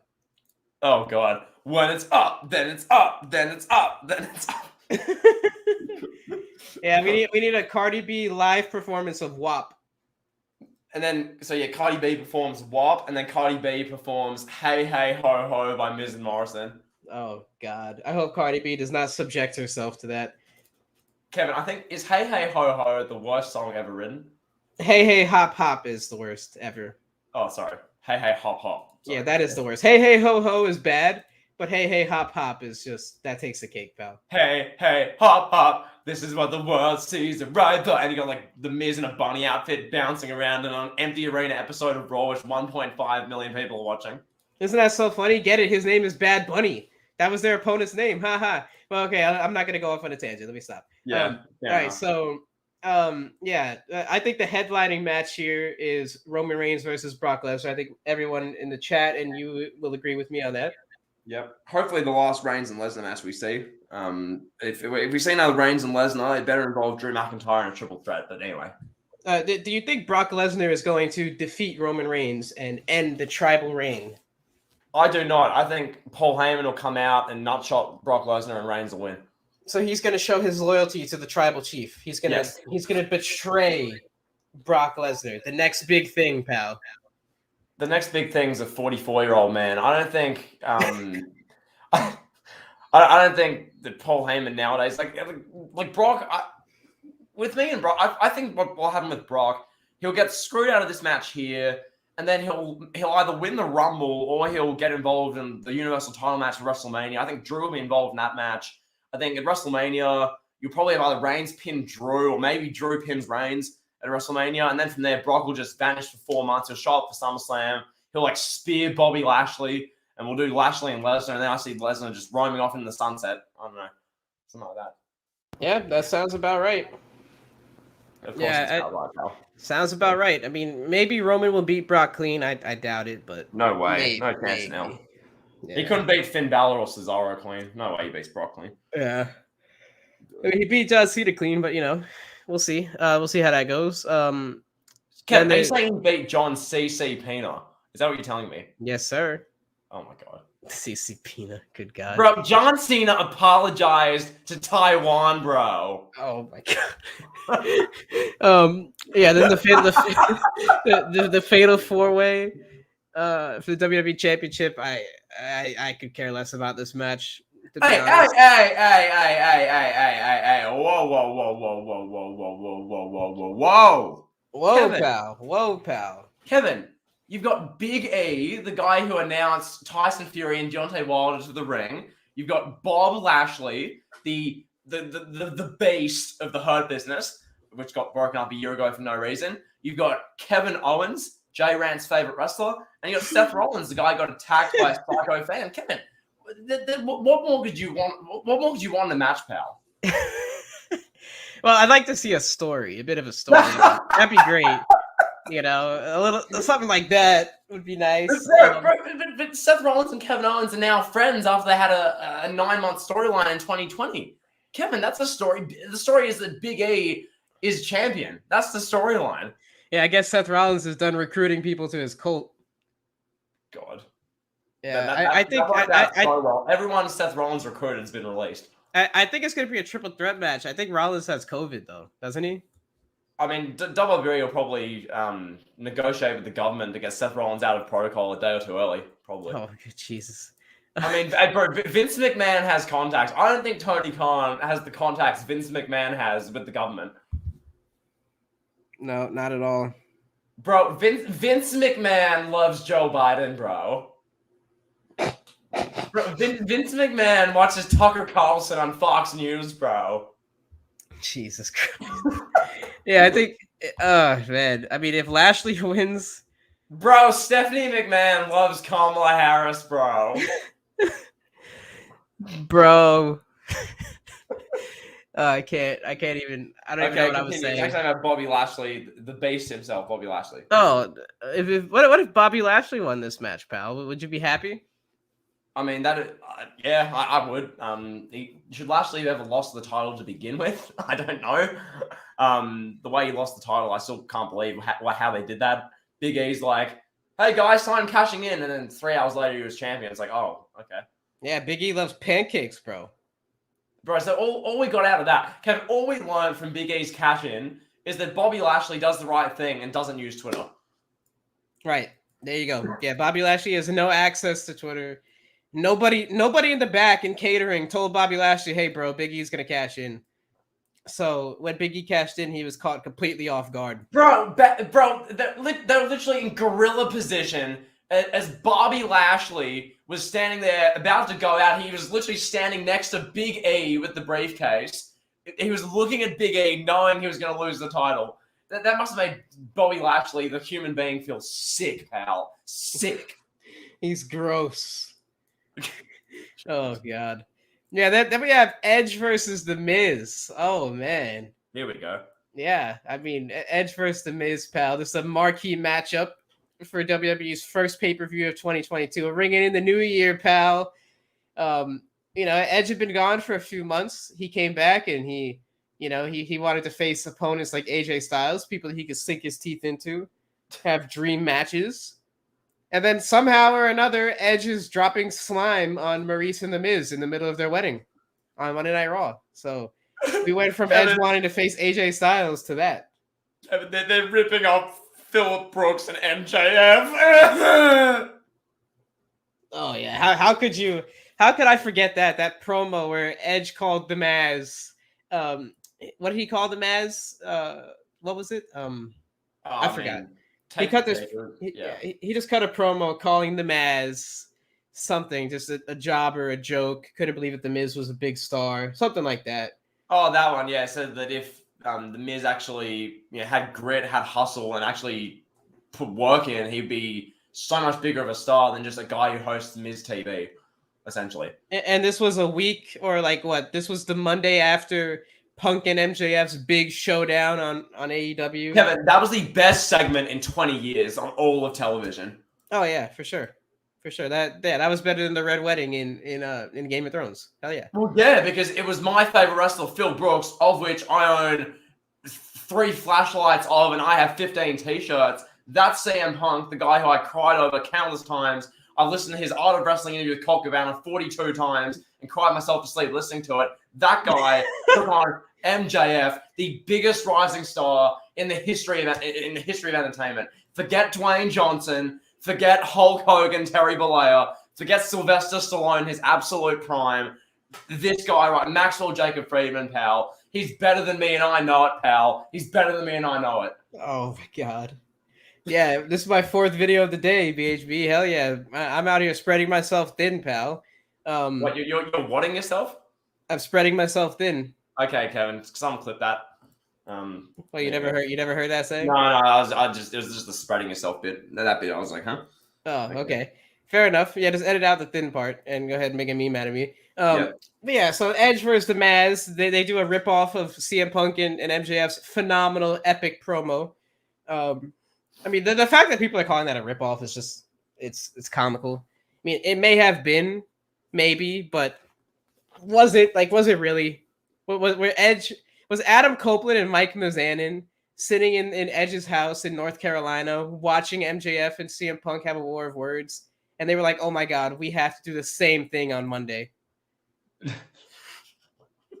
I reckon what happened, like Bruce Pritchard was like, lol, Punk MJF. Okay, let's get our equivalent. Okay, get them out there. Our guys are better objectively. Let's get them out doing the same thing.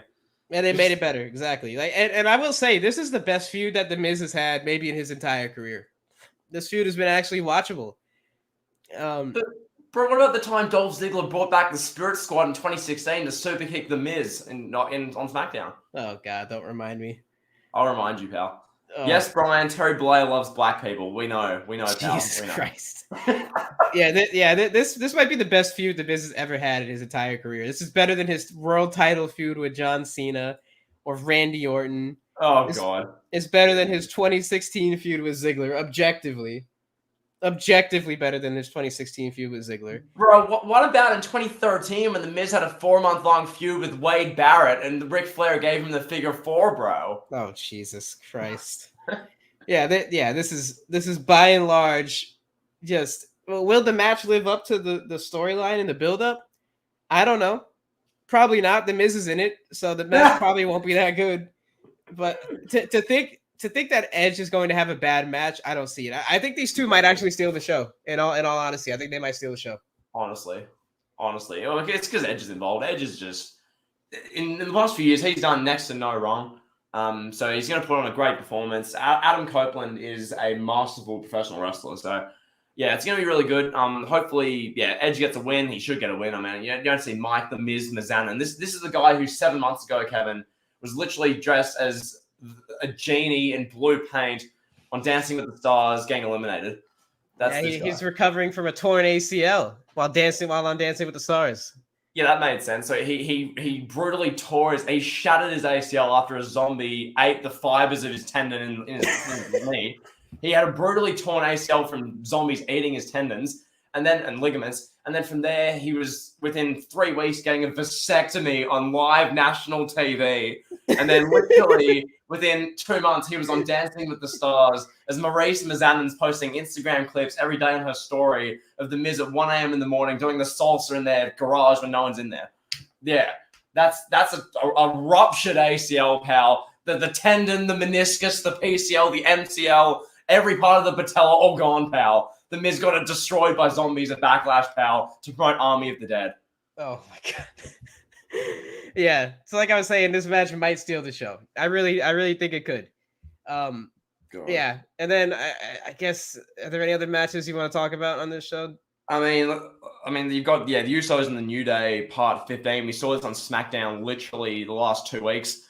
2 weeks ago they did literally the Usos versus the New Day. And then the week after it was the Miracle on 34th Street fight where King Woods nearly did his ACL slipping on milk. Eggnog there, John. Yeah, we've seen this match literally 300 times over the past decade. Yeah, I think someone's got to fact check that. We've probably seen this match close to 100 times. Yeah. In 2017, they did this 7 straight months. It was kind of cool because it was the first time they probably feuded and they did rap battles and all that type of thing, which was fresh, new, compelling content. Literally, the storyline here is that randomly backstage, 27 minutes into Friday Night SmackDown, Woods is sitting on some throne. Kofi's just standing there. You got Rick Boogs and Nakamura standing there.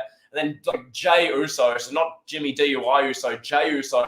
Jay walks over and says, "Hey man, you're a bum." And then they have a match later in the night. That's literally all this is. So. Yeah. Now it's just nostalgia. Oh, we had a good feud back in 2015. Oos. God. We got to bring it back. Oos. Kevin, that's almost as bad as when they bring back like the ACW originals in like 2015. They were like, "We're Extreme 15 years ago. We were there when Sabu nearly died. Yeah, EC Dub. Like that's that. It's the same thing. It's just like, oh, nostalgia, guys. Hey. Yeah, exactly. And then we have Becky Lynch versus Liv Morgan, wrestling Twitter's favorite female wrestler. Yeah, I have no comment on this match. Anything? Kevin, are you excited for when Becky Lynch inevitably beats Liv Morgan and people act on Twitter as though they're actually surprised when it's so obvious Becky's just going to win? Yeah, I can't wait for that. Can't wait for people to be like, oh, Liv deserved it. She's been working so hard. She's getting so much better in the ring. God, this screams of like, I'm not going to compare Becky Lynch to John Cena by any means. This reminds me of like a Cena-verse legit insert name here program from like 2007 to like 2014. Where it's like, oh my God, this upcoming young talent's going to beat them. Oh my God, this is their moment. Cena wins, lol. You know, it's like, oh my God, Becky's going to lose. And let's compare, like, oh my God, Wade Barrett's going to beat Cena. Oh my God, this is the moment. And then Cena just wins, lol. Like, yeah, Becky Lynch is going to hit her gentle last kick or whatever the hell she calls it. And yeah, she's going to pin her 1, 2, 3, pal. Bro, there's going to be a Beck-sploder suplex. Then I basically know Beck-splode in his pants there, John. Rick Boogs is a mainstream character. You're right, pal. You're right. Oh, God. Yeah. John Cena buried Alex Riley. I told you all about that in the dark side of John Cena there, John. Fam, you're telling me you don't like Rick Boogs yelling out his name? Come on, mainstream character right there. I don't like that. It is kind of funny as a mid-card act when he's legit out there like thrusting his own guitars. Pat McAfee's having a stroke on the announce table, like screaming in Cole's face. That's good. But Pat McAfee, the way he head bobs to Nakamura's theme song, is like me in the club at 4 a.m. Oh, God. So, Kevin, you're telling me you got COVID in a nightclub snorting coke off a man's ass. Is that what you're telling me? That is not what I'm telling you. Okay, fair enough. Destructor loves Rick Boogs. How could you not love Rick Boogs? Okay, Rick Boogs is a professional guitarist, and I'm not going to continue. So yeah, let's go. Oh God. What do you think I was going to say? I don't know. That's true. I'm as unpredictable as I don't know what to say. You're like me in the nightclub there, John. I am as unpredictable as Kevin Garcia at 3 a.m. in a nightclub in Florida there, John. So then there's McIntyre versus Madcap Ross. What kind of name is Madcap? Who came up with that name? Madcap Ross. It's Madcap Moss, pal. Moss. Sorry, I said Ross. I'm sorry. Madcap Moss. Who came up with Madcap? What is he trying to say that he has Madcap? That he caps a lot? He's a capper? He's a mad capper? Like who came up with this? This is probably some 27-year-old writer. Yes. Not even writer, some intern. He was getting Bruce Pritchard's Starbucks on like a Tuesday afternoon in Stamford, Connecticut. This 27-year-old intern ran down to Starbucks to get Bruce Pritchard his caramel mocha latte, double shot espresso there, John. And he went back to the offices and he was like, you know what? There was a lot of mad cap in that Starbucks. They were mad capping. And then he told Bruce Pritchard, he's like, the people at Starbucks were mad capping. And then Bruce Pritchard was like, oh, I know. We're going to call Riddick Moss. We're going to call him Madcap Moss. And so then Bruce Pritchard calls up Riddick Moss. Riddick's sitting there. He's in some gym. He's in like Gold's Gym in like California. And then he gets a call from Bruce Pritchard. He goes, oh, this could be the moment my career takes off, or the moment I never look back from, and the moment that caused me to go into a real life, genuine depression. Riddick Moss picks up the phone. He talks to Bruce. Bruce goes, Riddick, I love you. You're now Madcap. And then he puts the phone down. And then from here, Riddick Moss proceeds to he goes over to the bench press, puts the heaviest weight he can on, takes it off the barbell, and drops it on his own neck.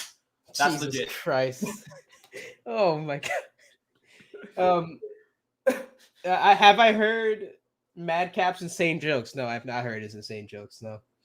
Kevin, you're telling me you didn't watch SmackDown on December 17th when we got to see Happy Corbin and Madcap Moss standing in the ring, bantering with each other for 15 straight minutes. You're telling me you didn't watch that? No, I did not. Kevin, you're missing out. They're making jokes about Braveheart, swords, Drew McIntyre. Swords? Yeah, Kevin, this is the bee's knees, pal. And then Drew McIntyre came out like a badass Scotsman and said that Madcap Moss has performance issues. Kevin, this is SmackDown. This is the A show in wrestling. Okay. Oh man. Also, can I say the best part of that segment when I love it. Like I spent 6 straight hours last night editing that 25 reasons why Drew McIntyre is awesome. So if you haven't gone and seen it yet, please go check it out. That took way too long to edit. Usually with those videos, I don't change the clip or the picture every like 5 seconds. I did for this one. The video is 45 minutes long, so check it out. Cheap plug. What I was trying to say there, that thing on SmackDown 2 weeks ago, where literally Drew McIntyre, he rips his sword out of the desk and then swings it and nearly assassinates Madcap Moss. That was the most risque content we've seen in WWE since Brock Lesnar threw a car door at an 8-year-old child in 2015. Oh my god. You're telling me you didn't watch Madcap make toothpaste jokes? Bro, is this a joke? Are you guys trolling me? We're not trolling, Kevin. This is what happened on SmackDown 2 weeks ago. He was making jokes about toothpaste, swords, his performance, like all of it. Like Baron Corbin being happy. Kevin, let's not mention that the crowd was legit silent. Okay, it was legit crickets. It was embarrassing. But that said, Kevin, Madcap was making jokes. There was no cap in those jokes, pal. Oh my god. So let's move on to the next match because VWE said he's going to commit self-harm. Don't do it. Don't do it. No. He's going to commit self-harm if Riddle gets a push post RK Bro. Well, I guess he's going to be self-harming then, unfortunately, if that's what we're basing it off, because Riddle's going to get a push. So VWE, please don't do anything to yourself, please. But that said, yeah, Randy Orton and Riddle rated RK Bro, or as everyone reminds me in YouTube comments, it's just RK Bro. They're not rated RK Bro. So rated RK Bro versus the Street Profits for the WWE Raw Tag Team Championships. Can I just say, Montez Ford, can he be a singles wrestler already? Okay, I can't just say that, pal. He would be a great IC champion, pal. Bro, the current IC champion, who is it, pal? Isn't it Nakamura? It's King Nakamura? Oh, God. Now that Nakamura comes out and you got Pat McAfee head bopping, jumping on top of the announce table. Entertain the crowd for like 30 seconds. I'm taking a piss break because you mentioned him. Hold on. All right, cool. So, yeah, VWE don't commit self-harm over Riddle getting a push because Riddle's going to be WWE champion following RK Bro. I mean, Randy Orton is a Hall of Fame talent, and he's giving the rub to Riddle. So yeah, we're gonna get Riddle versus Roman Reigns at some point, pal. Just wait. Let's see. Oh yeah, Pat McAfee loves the vaccine. Jesus Christ. What's wrong with toothpaste jokes? What's your sense of humor? I have a good sense of humor. You should know my sense of humor. You watch Elite Heat. Toothpaste jokes, though, I don't know if toothpaste jokes are my niche, if you will. I don't know if that's my niche. But yeah, this I can't wait. I can't wait to see Riddle and Orton lose the titles. I think they're going to lose the titles to the Street Profits. I guess it's time to start the descent of RK Bro. So that way we can get Randy Orton versus Riddle at WrestleMania. And then Riddle's going to beat Randy Orton clean 1, 2, 3 in the middle of the ring. And then like when Riddle gets inducted into the Hall of Fame, JBL is going to act like that's some big deal, beating Randy Orton, who's like 20 years into his wrestling career. And then in a mid-card match. Greatest of all time, Michael, and Riddle pinned him 1, 2, 3 in front of 100,000 people in Dallas, Texas, Michael. I was in attendance, Michael. You don't want to know what I got up to in Dallas, Texas back in 1999, Michael. The things I did, I couldn't say on this platform. Oh, Michael. Brian asked me if I'm excited for the Mets in 2022. Well, first we got to get a baseball season, Brian. They got to end the lockout. The owners got to pay the players, pal. The owners are trying to enslave the players. Hashtag owners are slaves, pal. Kevin. They're trying to put shackles on the players. All right, we need a baseball season first. Then we'll talk about how the Mets are going to look at 2022. After the lockout, if we sign Chris Bryant, things will be looking up. Okay. All I'll contribute on sport. We're not trying to do sports. We're doing sports entertainment there, John. All I'll contribute with sports. The Chicago Bulls are objectively the best team in the East, and if you say otherwise, you know nothing about basketball. I'll continue. As far as the rest of this card, the other match we need to talk about, Kevin, the kickoff match, which I was saving my piss for this match, but I couldn't hold it any longer. Cesaro and Ricochet versus Ridge Holland and Sheamus.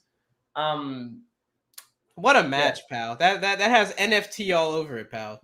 We're going to have Ricochet stealing Sheamus's hat. Cesaro doing the no hands airplane on Ridge Holland. Yeah, everybody buy your Cesaro NFTs, bro. Bro, Cesaro has an NFT? An NFT, Gary V, pal? NFT?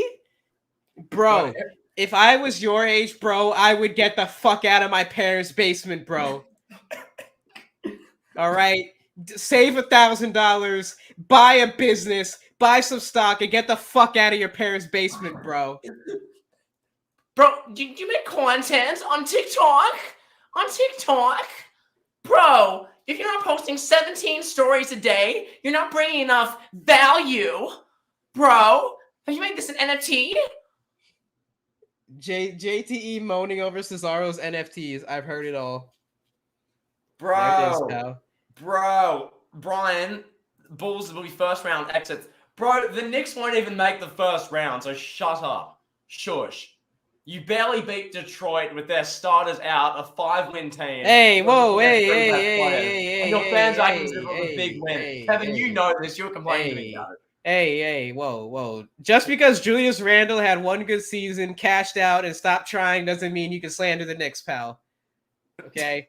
Julius Randle took his $100 million contract, and he hasn't gone to practice a day since. He hasn't played defense since. He hasn't even looked like he wants to be on the court since, pal. But he had one good season, so it's okay. Bro, I drafted him in the 2 fantasy leagues I'm in, and he's crapped the bed in both of them, and now I'm barely gonna make the playoffs in each respective league, pal. Julius Randle, why is he a 6'9" guy who thinks he's like Steph Curry in his prime taking step back threes? Why does he take so many step back threes? Why? I wish I knew the freaking answer, bro. I wish I knew.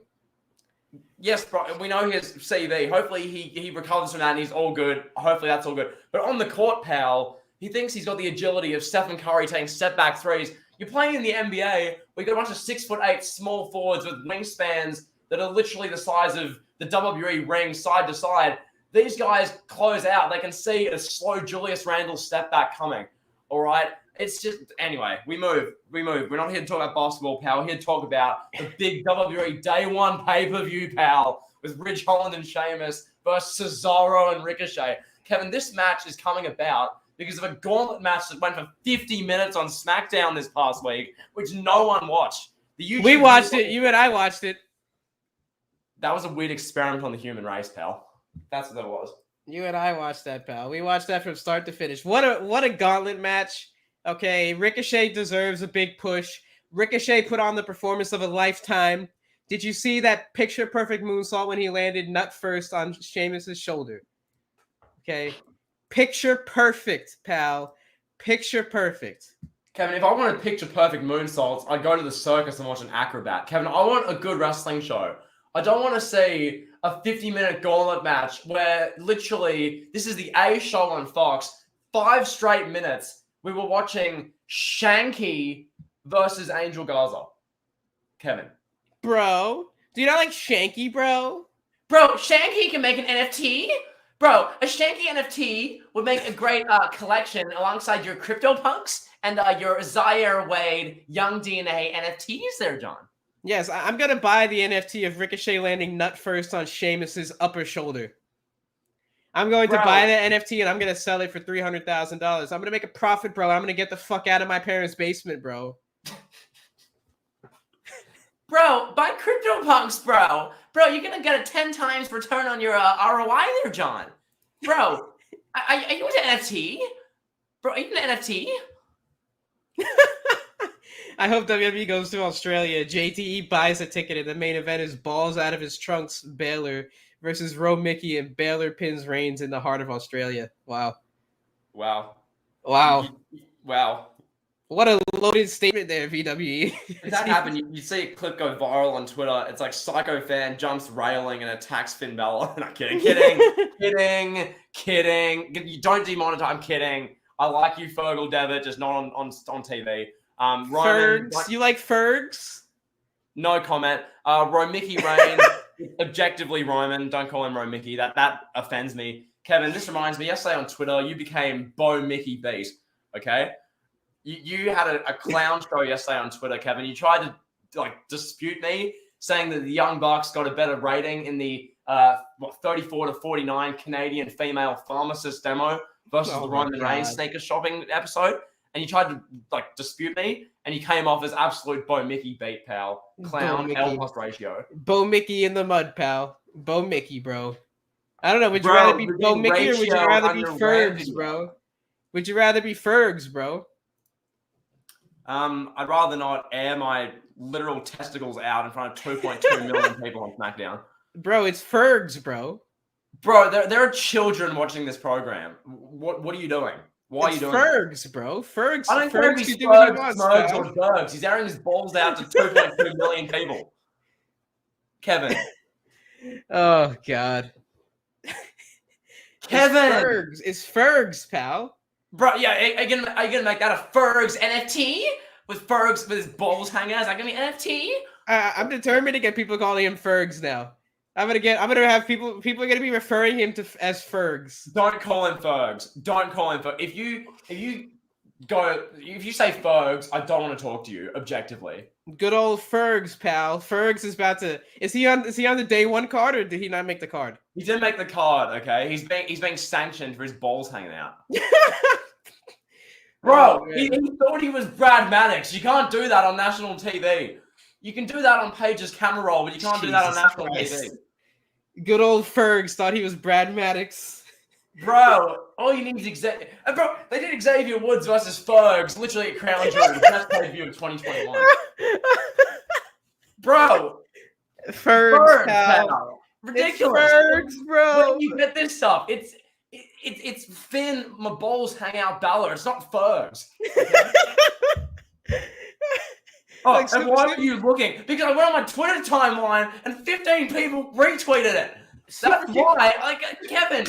Superkick is calling him Fergs. Yes, I got the greatest YouTuber in the wrestling community called him Fergs. Let's go. Kevin, if I check Twitter sometime today and Wrestling Gifts DMs me Fergs, I might deactivate across all platforms. Hell yeah! Okay. Spam Fergs in the chat, guys. We gotta get this trending. Spam Fergs in the chat. Do not spam Fergs. Do not do it. Don't do it. Come on, bro. Come on, VWE, pal. Get your Twitter troll skills out here, pal. Don't do it. Don't do it. Don't do it. No. Let's get this trending. Let's get this. Let's get. Oh, here we go. No. Oh, here we go. It's gonna be an avalanche. I can see it now. Fergs. L plus ratio plus Fergs is better. Plus Fergs better. Fergs better. Oh my god. Let's get that trending. L plus ratio plus Fergs better. Bro, he's a 5'6" Irishman who pops his nuts out on national television, and now I'm being told Fergs better. Bro, legit, he's famous because he had matches in a Japanese dojo in 2011. Bro, what is this? He had a match with Brucey, the best of the Super Juniors 10 years ago. Now all of a sudden he should be the world champion. Yes, people are calling him Fergs, yes. JT, look at your Twitter DMs. Don't tweet me this. Don't send this. Stop, please. Stop. Fergs better. Bro, I can't believe Super Studios is doing this. This is a YouTube with 50.5k subs. Even he thinks Fergs is better. And he's doing this. Even he thinks Fergs is better, pal. Eshan, can you deactivate, please? Fergs owns you. Fergs is better. Oh man, that is great. JT get ratioed by Fergs. Destructor, shush. How about that? God. Wow. Oh man, that is great. I'm gonna start. I'm literally gonna use that now on Twitter. Every time somebody says something, I'll be like, "Hey, Ferg's better." Oh my god, that is awful. And I'm gonna get that on like all my tweets now. I'm gonna have like 8 people being like Fergs. I'm gonna tweet like, oh, who remembers when Cody Rhodes ended races and then his wife said this to Dan Lambert, and then I'll have like 6 people Fergs. Ferg's better. I'm gonna check my Twitter DMs now that you mention it. Oh man, that's Bro, great. I'm getting spammed on Instagram. Bro, BWE stuff.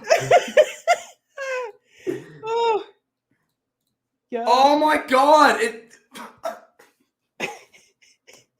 Fergs. I've had 4 people send me that in unison. Oh my god, I can't be bothered. Cody Rhodes owns white people. Oh my God. Cody Rhodes is no comment. What a great 2-hour stream this has been. This actually has been pretty fun. Outside of this has totally ruined the stream. Makes me want to deactivate. But outside of that, it's good fun. Fergs Lynch. Oh God. God. Wow. Oh my! It's just. Oh.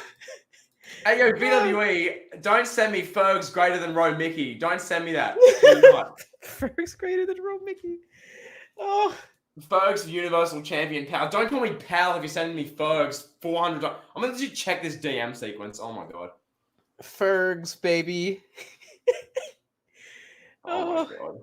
Oh God. All right, I'm gonna get this into one of the group chats too. Hashtag Fergs. You sent me Ferg's 9 times. Hashtag Fergs is better. Row Mickey in the mud, pal. Roe Mickey is better than Ferg's at literally everything in life. There's not one thing Fergal's better than Roman Reigns at. But Roman Reigns is a symbol of tribal excellence. Ferg's is a bomb. Okay? Oh my God. The only thing Ferg's has over Roman is that Ferg's has abs, which just means he's a lower body fat percentage. That's all that means, pal. Hashtag Fergs is better than your fave. This is a joke. I still can't believe the best wrestling YouTuber in the community is spamming me Fergs. See, this all would have been avoided if you had just let me say it and not said anything. Well, I can't not say anything when you're saying this about Fergal, Finn Balor, Devitt. I said it casually as a joke in the middle of a conversation, and then you just. Well, I have every right to because you're saying that about Fergal Devitt, and like you don't do that around your boy JTE, pal. I have to take exception. Nice. Now that's it, pal. Your new Twitter legacy is gonna be Fergs. This is horrendous. I've got legit 6 of my 6 messages in the past minute is Fergs. That's so good. Yeah, Destructible Ferg's better than Roman. How about your shush, pal? How about your shush? Row Mickey in the mud, pal. Row Mickey about to get clapped by Ferg. Ferg's is so bad that Jesus Christ himself cut the rope and exploded. Bro, Ferg's is just down horrendous. Fergs has been all over the world.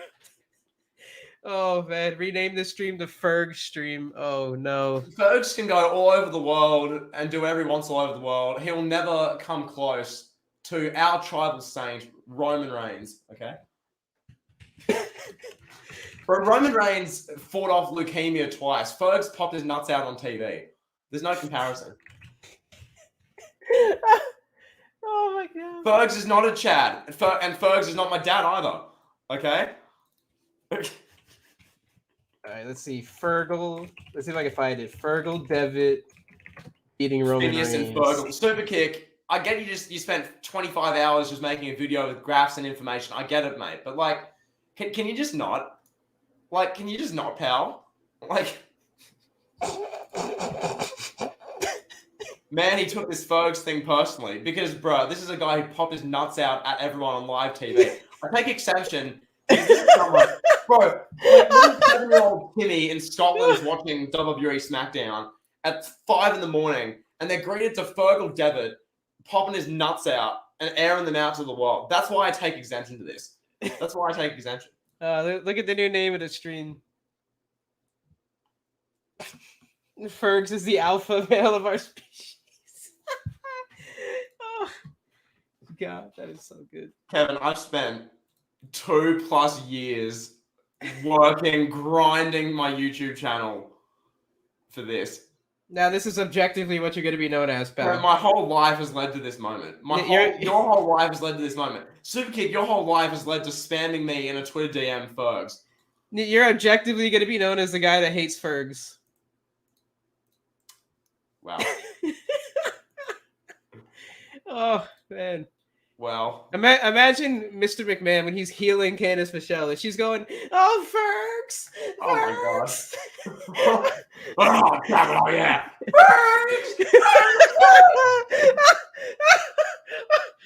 Oh, my God.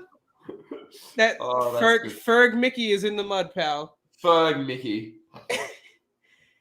Superkick, yeah, sure you did. Sure you did. Yeah, sure you only sent me one message. Sure you did. Cap. That's mad cap, bro. You like mad cap moss, bro. You capping, bro. Can we get can somebody get a screenshot of these DMs and tweet them? Bro, I'm gonna air out Superkick's dirty DMs. Bro, Superkick be sending me all kinds of whack stuff, bro. You know what you send me, bro? You know what you send me? 25 reasons why Ferg sucks. So let's do it, pal. 25 reasons why Ferg sucks. That's the next big collab video. Let's flip this. Give me reasons why he's good. What? Give me reasons why Fergal Devitt is not. Well, he objectively defeated Mickey in 2016 on Raw, clean. Objectively, Roman Reigns is being punished for PED use in the most inhumane way possible, having to lose to Fergal. And he objectively, he had the best quality of in-ring matches in WWE last year on NXT in front of no fans. When he was getting sent to the hospital from shoot elbow strikes. He went to the hospital 3 times. He broke his jaw getting elbowed in the jaw. He went to hospital. Like, is that something to be proud of? He objectively had the most physical indie wrestling style matches in WWE. And who watched? Those shows are getting 520,000 viewers. Fergs traveled all over the world before he got to WWE, pal. He got it done in Japan and Ireland. I don't care that he got slapped by a Bushi in a dojo. I don't care. He defeated Seth Rollins to become the first Universal Champion. Fergs on top. I deserve better than this. I deserve better. Fergs, pal. I deserve better. I really do. This is what I get for giving you guys god tier content. Are you gonna do the whole Drew McIntyre got his reward for carrying the pandemic by jobbing to the Miz clean? We need that shtick, pal. Give us that shtick. Tell us about how you carried wrestling YouTube in the heart of the pandemic, pal. I can't say my 2020 videos are carrying anything. I mean, I watched them back and I legit nearly throw up out of embarrassment. But anyway, JTE carried wrestling YouTube, bro, only to be rewarded by being spammed by grown men saying #Fergs. Bro, I made videos about Jerry Lawler saying ramen noodle moonsault or Akira Tozawa. I screamed about that and Bobby Lashley flipping tires in an empty PC gym. I yelled about the Viking Raiders doing carpool karaoke for this business. And this is the reward I get. Fergs deserves better. Fergs better than Rowan Mickey. I get a 50.5k sub YouTuber in my DMs sending me this power. Oh, man. Superkick, I was commenting on your stuff when you had 11 subs. When you were posting clips from you at NXT TakeOver Portland, watching the Broserweights beat the Undisputed Era, and you were screaming like an 8-year-old girl. I was watching those videos, which you privated a month later. I watched them for this, for a 50.5k sub YouTuber screaming Fergs. That's why I did this, pal. This is what I've done for this business. Okay? Terrible. Fergs, pal. Kevin, we did an all-out super show which got 2 live viewers at one point for this. This is why we're here, pal. Wait, okay, yeah, we had as many people talking about the show as were watching us, and we did that for this moment. You're the blood sacrifice, pal. You walked so Fergs could run. Bro, I walked so Fergs to air his nuts out on live TV and then a Universal title match and overshadowed the build to a Megastar vs. Megastar, Cena vs. Reigns match at SummerSlam. I walked so Fergs could do that. Okay. Fergs, pal. Fergs, we got clapped on social media. We got clickbait into thinking Hall of Fame, A+ celebrity, icon, John Cena was making his return to the first SmackDown with a live audience. We got clickbait into thinking it was going to be Ferg's, pal. And objectively, wrestling Twitter was happier to see Fergs, and rightfully so. Bro, Because that SummerSlam build was WWE's way of punishing Cena for calling Taiwan a country and doing a fake apology video. That whole build, injecting Fergal into every segment outside of two of them, that was WWE's punishment for John C.C. Pena. That's all that was. John C.C. Bro, John Cena's like LeBron James. He loves China, bro. Bro, Fergs made his triumphant, iconic return to the main roster, pal, Bro, after an iconic run in hates NXT. sweatshops, bro. Oh my god, it's Fergs, pal. It's Fergs. Ferg's return to the main roster is the greatest return in the history of pro wrestling, pal. Kevin, if I took a shot every time you said Fergs, I would legit 5 minutes ago I would have been collapsed on my floor. Okay? You'd be like me at 4 a.m. at a nightclub. Bro, don't you have a wife? I do. So what are you doing snorting coke up a man's ass at the nightclub at 4 a.m.? Hey, you gotta do what you gotta do for Fergs, pal. Oh, you dirty dog. Bro. Fergs owns him, pal. You're a dirty dog, pal. Yes, sir. I'm like Dolph Ziggler getting the sharpshooter slapped on him by Natalya for WWE's YouTube video ads. Bro, Tammy Sitch gave Dolph Ziggler the sharpshooter in a hotel room 11 years ago. Bro, I bet Fergs, he faced F that fan at SummerSlam a few years ago. Ferg showed that fan with the face F me sign Finn a great time. Deactivate, Kevin. Deactivate. Kamiki and Romiki suck. Plus Fergs plus ratio. Kevin, I'm just gonna read the chat for a second. This is a dumpster fire. Fergs owns Kamiki. Fergs loves China, bro. Fergs better than Cena. It just wait, who is Kamiki? Have a guess, Kevin. Is it Cross? Karrion Cross? Is it, pal? I don't know. I'm struggling. Bro, we're gaining viewers from this. People love this. Yeah, Fergs is better than Romiki, pal. YouTube knows it. Fergs isn't a draw. Who's Kamiki? Who is it, pal? I'm thrilled. I'm drunk. I can't figure it out. You're drunk, pal. So you're sitting in your room with COVID drinking booze. Yes, pal. No, I'm not actually drunk. Cross. Okay, it is Cross. There we go. Right. Okay. All right. So Kamiki better, pal. Karrion Cross got taken off TV and released because of Scarlett Bordeaux having a failed breast implant. She said this in oral sessions. Oh, she was in oral sessions. Ooh. Oh, there, John. Oh. This is objectively. Scarlett said this in oral sessions, pal. She was talking about Fergs, right? In oral sessions. Don't talk to me. Don't talk to me. I want to see VW's tweet. I can't find it. Which account did you tweet it on, VW? You have like 1 million accounts. God. Okay, I'll look at Twitter. Okay, bet. I gotta see this. Let's see VW's tweet. This is okay. I don't see it. Oh my god, this group chat is so toxic. Yeah. Yeah. I see the tweet now. VW. Yeah, I see it. Don't worry about that. Oh my god. I don't see it. Fergs owns that Samoan Italian fraud. Fergs greater than The Rock's Aquaman cousin. Fergs greater than Romiki. Fergs Universal Champion. Fergs. Which one is your YouTube one? Which one is? You got too many accounts, my boy. Oh, there it is. Okay, I see it.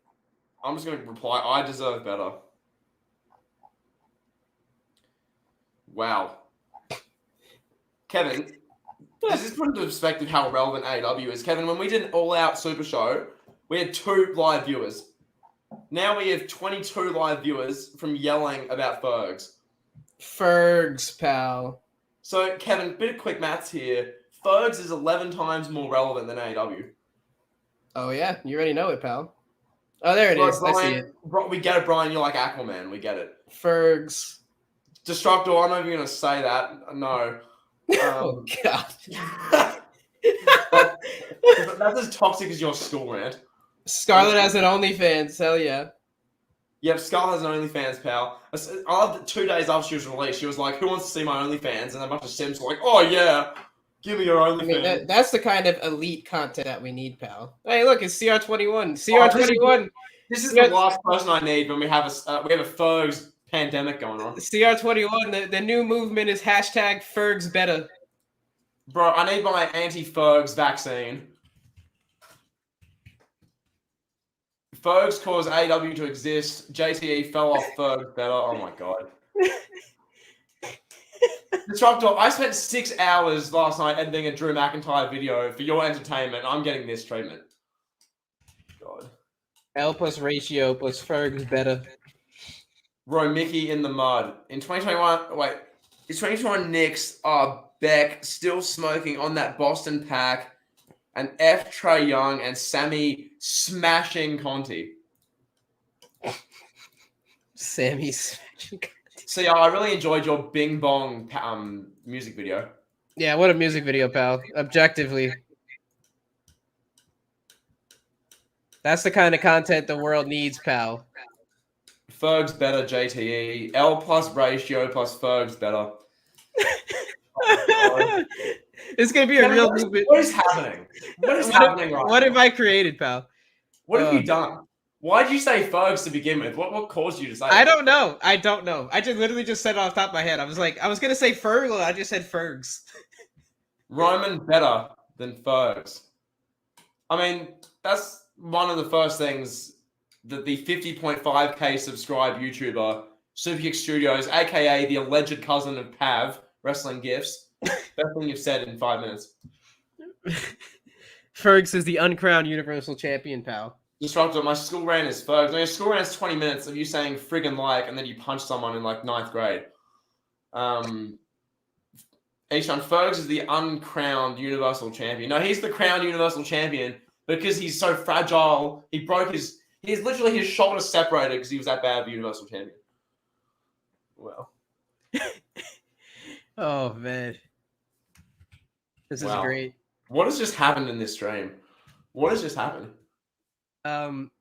We found out your one true love, pal, is Fergs. Oh my god. My one true love is Fergs. Kevin, I've been on this planet 18 years for this. Hey, this what happens in Australia, pal. Australia Kevin, loves Fergs. Kevin, no comment. WWE friggin' like his Destructor's top selling shirt. I mean, yeah. Like, if I had $1 for every time Destructor said friggin' like, I'd be gone. Rich. I could buy Tesla. I could pregame to that, pal, before I go out partying. I'm a pregame to Destructor saying freaking like. Yep. Take a shot every time he says it. I mean, freaking like. Fergs is my thing. It's a lifestyle. It's a belief. It's better. Okay. Fergs is the real tribal god. JB, can you not? Fergs is the real tribal god. Bro, the tribal god is Roman Reigns. Roman overcame leukemia twice. Fergs popped knocked out on SmackDown. There's no comparison, bro. There's no Fergs injured his collarbone, bro. Wrestling Kyle O'Reilly, bro. I broke my collarbone 5 years ago. I've been through that. Fergs is down bad, bro. Bro, I broke my collarbone playing Australian rules football, bro. A guy jumped on my back. I went collarbone first into the ground, bro. Bro, this happened as well. It was the first game of the season. I missed most of the year. Oh my god. You're just like Fergs, pal. Bro, I was doing cardio like Adam Copeland was. I did cardio all preseason, bro. First game, 10 minutes in, a guy jumps on my back. I break my collarbone. And all of this for Fergs, bro. You're just like Fergs, pal. You broke your collarbone. What's up, Spectral MK? What's goody, bro? CR21. Liv Morgan finally gonna win tonight. Cap. Friggin' like Fergs is better than the tribal fraud. I mean, you've combined like 3 different little bits in there. Fair play. Nope, I've ratioed you, pal. I've ratioed you on Twitter. Look at that. Oh no. It's over, pal. Fergs is truly better. I've ratioed JT. Bad, he needed God's help to win a match against a demon in paint. Pal. Okay. Okay. The elitist is jacked, pal. Yeah, the elitist does steroids with Jinder Mahal and Drew McIntyre, pal. Oh my god. Couldn't you imagine? The The- funny thing about that, real quick, I would want to get into like either physique or like bodybuilding, but it's a steroid ravaged industry. These Jinder Mahals are out here injecting testosterone and PEDs into their nips, so I can't succeed. oh, hold on, I got a call. Give me a sec. Okay, I guess I have to now handle you absolute clowns in the chat. DW, are you doing a live watch along? No. Fergs don't need steroids. He better. Yeah. I mean, fair. Ferg's good for wrestling. Destructor, if you make Ferg's good for wrestling, I don't have words, bro. I don't have words. Oh my god. Legit. Like I said this before, but I need to say it again. I spent 6 hours last night editing a video about Drew McIntyre, praising him for your entertainment, and I get hazed on every social media platform. My Instagram, I've got VWE, who's what, a 25-year-old man, spamming my Instagram. I've got Kevin Garcia spamming my Twitter. Well, 150 reasons why Fergs is awesome featuring JTE. VWE, I'm not agreeing to that collab. I don't consent to that collab.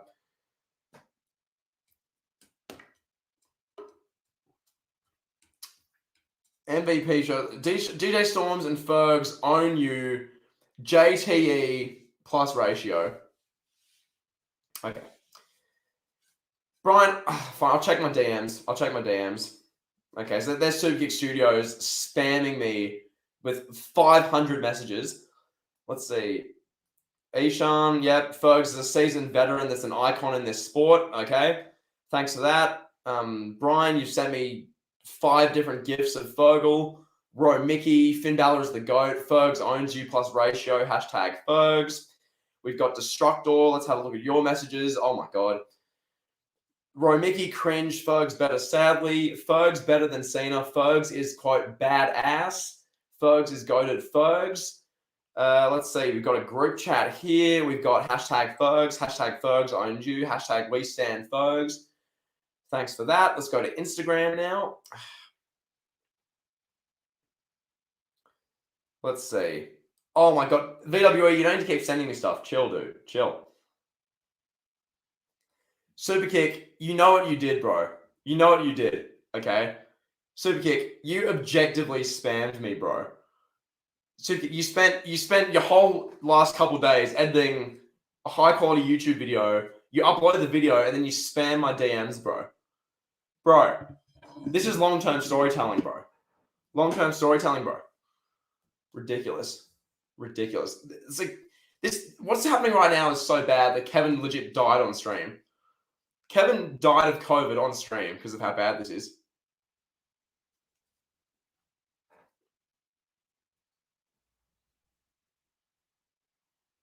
Well. Ferg's better than Drew. Ferg's has so much power that if you say it once, it looks like spam. That's actually fair play. That's actually fair play. That's as they say in the Twitter world. That's all right. I'm back, baby. Yeah. I wish you weren't back, pal. Kidding. Oh, hey, yo, oh, hey. Yeah, basically the whole thing that's happened here. Superkicks legit sent me like 15 messages saying Fergs. Fam, open the Twitter message. I sent you one, I swear. Bro, in the words of Bruce Pritchard, that's madcap. I wonder what Ferg thinks of madcap. Ping pong. Kevin. Oh, this is great. This is so good. I'm so glad I started this trend, pal. If Trae Young shows up tonight and objectively ejects someone from the building, what would you think? If Trae Young objects someone from the building, is that what you said? Yeah, so remember when Charles Oakley got ejected from Madison Square Garden for being a raging psychopath watching the Knicks? Remember that? Yep. If Trae Young does a parody skit mid-day one and just randomly ejects anyone from the I would be very upset. I accidentally removed you from the stream for a second.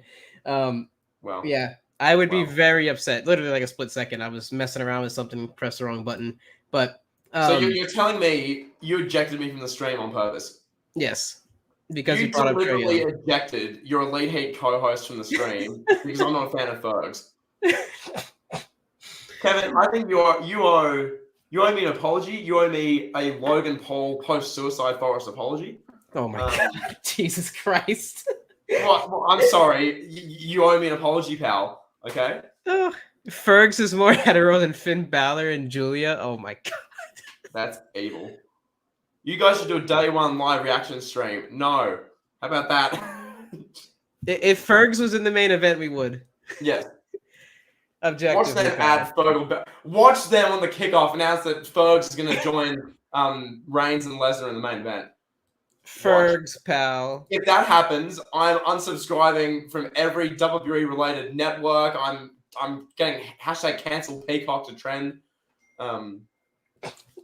Fergs took over Kevin and ejected you. Yeah, that's what happened. Fergs took the mouse out of my hand, pal. Yeah. Fergs busted into my room showing me his 12-pack abs, pal, and took over the mouse. Don't say Fergs and busted in the same sentence.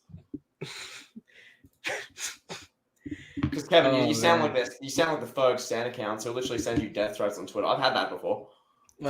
People tell you about how Fergs bust? No, as in death threats from Fergal stands. Oh yeah, I know. You've been there. You've had death threats from a lot of stands, though. Yeah, because me saying a 41-year-old man airing his testicles out on live TV in front of millions of fans, me saying that that's not good and that is a jail-worthy offense is apparently worthy of death threat. Yeah, that makes sense. Oh.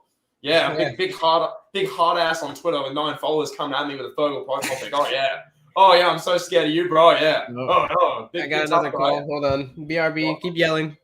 Oh my god. Legit, we're losing viewers. Kevin, we're losing viewers because of you. Kevin. Okay. Bro. Yeah, I'm on live stream. They can hear you right now. Anything you want to say to the viewers? Hello. What's up? I just wanted to see if you wanted to watch Narcos, but just let me know when you're done and we can watch it. I have day one to watch. I'm a loyal day one viewer. I have to watch the pre-show. I have to be in front of the TV at 6:30 p.m. to watch the day one pre-show. Okay, so we want to after that? Yeah. I mean, we can watch it after. It's a 4.5-hour pay-per-view filled with illustrious content. We have my favorite wrestler, The Miz, facing Edge. And then, after that 4-hour pay-per-view, we will watch Narcos, 100%. Okay, sounds good. Okay, I love you. I'll talk to you later. All right, bye.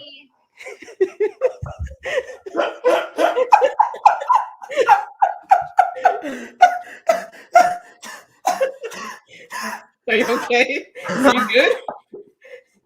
I'm fine. That's amazing. Oh my god. I think. Oh my god. Wow.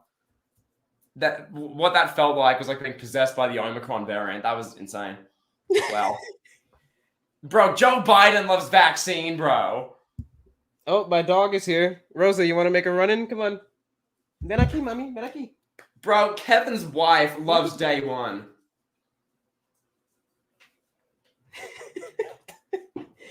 She's going to be watching day one, bro. Bro, okay. If your dog is a Fergal fan, I'm done. I don't know. Let me ask you. She ran away because they're doing fireworks for some reason. At 5:30 in the afternoon, they're doing fireworks outside my house, so she ran away. Bro, I'm sat here at 9:36 a.m. on a Sunday morning on January 2nd, 2022. It's the middle of summer in Australia. I can barely sleep at night because of how hot it is and because I'm a natural hot body. I'm barely sleeping lately, and I'm dealing with your dog being a Ferg stan, spammed on Twitter by everyone's favorite wrestling YouTuber, Superkick Studios. I've got BWE sending me Fergs greater than Aquaman's fake cousin. Like, Kevin, this is as low as it gets. This is the darkest days for a wrestling YouTuber. Oh God. Brian asked me my thoughts on Biden saying Florida's gonna have a winter of death. Well, if nobody goes inside, it's gonna get pretty ugly, pal. We're gonna have record Omicron numbers in Florida. Bro, the NBA loves the vaccine. Oh my God. Bro, Kyrie Irving is a bad person, bro. I sent you Fergs winning the title. That is so good. Oh, Brian, my you God. sent me legit 4 different gifts and 11 spam messages, which is almost as many as Superkick Studios sent me. So yeah, that's good. Superkick Studios loves Fergs. He's gonna make 25 reasons why Fergs is the next mainstream star. Oh my god. I can't wait for that video. The objective with data and facts behind it. The objective case for why Fergs is wrestling's next big time Fergs given the mainstream one star. behind the 1 and 21 and 1. That is how you drive company stock to 0. If you have Finn Balor break the streak, Vince McMahon's stock crashes to 0. Vince McMahon goes bankrupt. Vince McMahon loses everything he has, Kevin. Okay? Bro, Vince McMahon would have lost everything. Oh, God. Are you doing your impression of me from when I almost died yelling about Paul White co-headlining a pay-per-view in AEW? Hashtag tweet along with Fergs. All these references are so... Yes, tweet along with Spaz happened 7 years ago on the Smartbusters channel. Now all of a sudden we've got it back with tweet along with Fergs. Tweet along with the action. No one use hashtag tweet along with Fergs. No one use Fergs on Twitter. No one make this a bit. I don't want to be going on like if you guys go to my YouTube videos and comment Fergs, I'm gonna delete the comments. I swear to God. This is forever now. You're gonna be getting tweets forever. Anything you tweet, it's just gonna be Fergs better. Fergs better. Great. So what are you telling me? I need to do engagement bait tweets just to get heaps of interactions so that the heaps of interactions can drown out Fergs better, L plus Fergs better. Fergs will make wrestling great again. What, by airing his nuts out? Nice. Fergs owns CPO, pal. I wonder how much crypto Fergs has. Oh my God, bro. Oh my God. You think crypto has any Dogecoin? Bro, do you think you're going to make Fergs into an NFT? This is so good. Bro, Fergs loves CryptoPunks, bro. Fergs has a better camera roll than Paige. Oh, God. Oh, my. I don't know. Paige but in front of the camera is... I don't know, pal. Fergs in front of a camera. Paige in front of a camera, pal. The thing with Paige, like, half those videos look like they were literally shot on the potato. Like, I don't know what version of the iPhone she had back then, but, like, I mean, the quality is piss poor. That was probably the iPhone 7 or something, the 5. Oh, it must have been like the iPhone 3. Like the only decent quality one. Like, they never got the footage. The stuff Brad Maddox was, like, actively filming during the one with Triple X Woods. Is that footage actually out there, or is it just the phone footage? I don't know. No, it's out there. There's like a wide shot of Ryback. There's Ryback's camera shot. It's out there, pal. I've seen it for research purposes. For research, hey, hold on. Yeah. I'm making a video on the rise and fall of Paige, pal. So I've seen that for research purposes. That's gonna be actually a quality video. Hopefully, you can get ratioed on that like you did in your video yesterday. Oh, I will get ratioed, pal.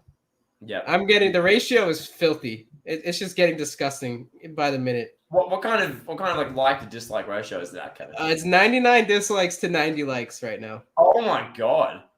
Wow. Hey, but that watch time though, bro. I almost got 200 hours watch time. So, jeez. Boom. Jeez. Tony Khan should be racist more often, pal. Content, am I right?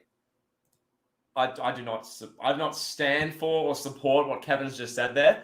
I promote equality, diversity, and human I don't know, rights. pal. You hate Fergs though. You have hate in your heart for Fergs.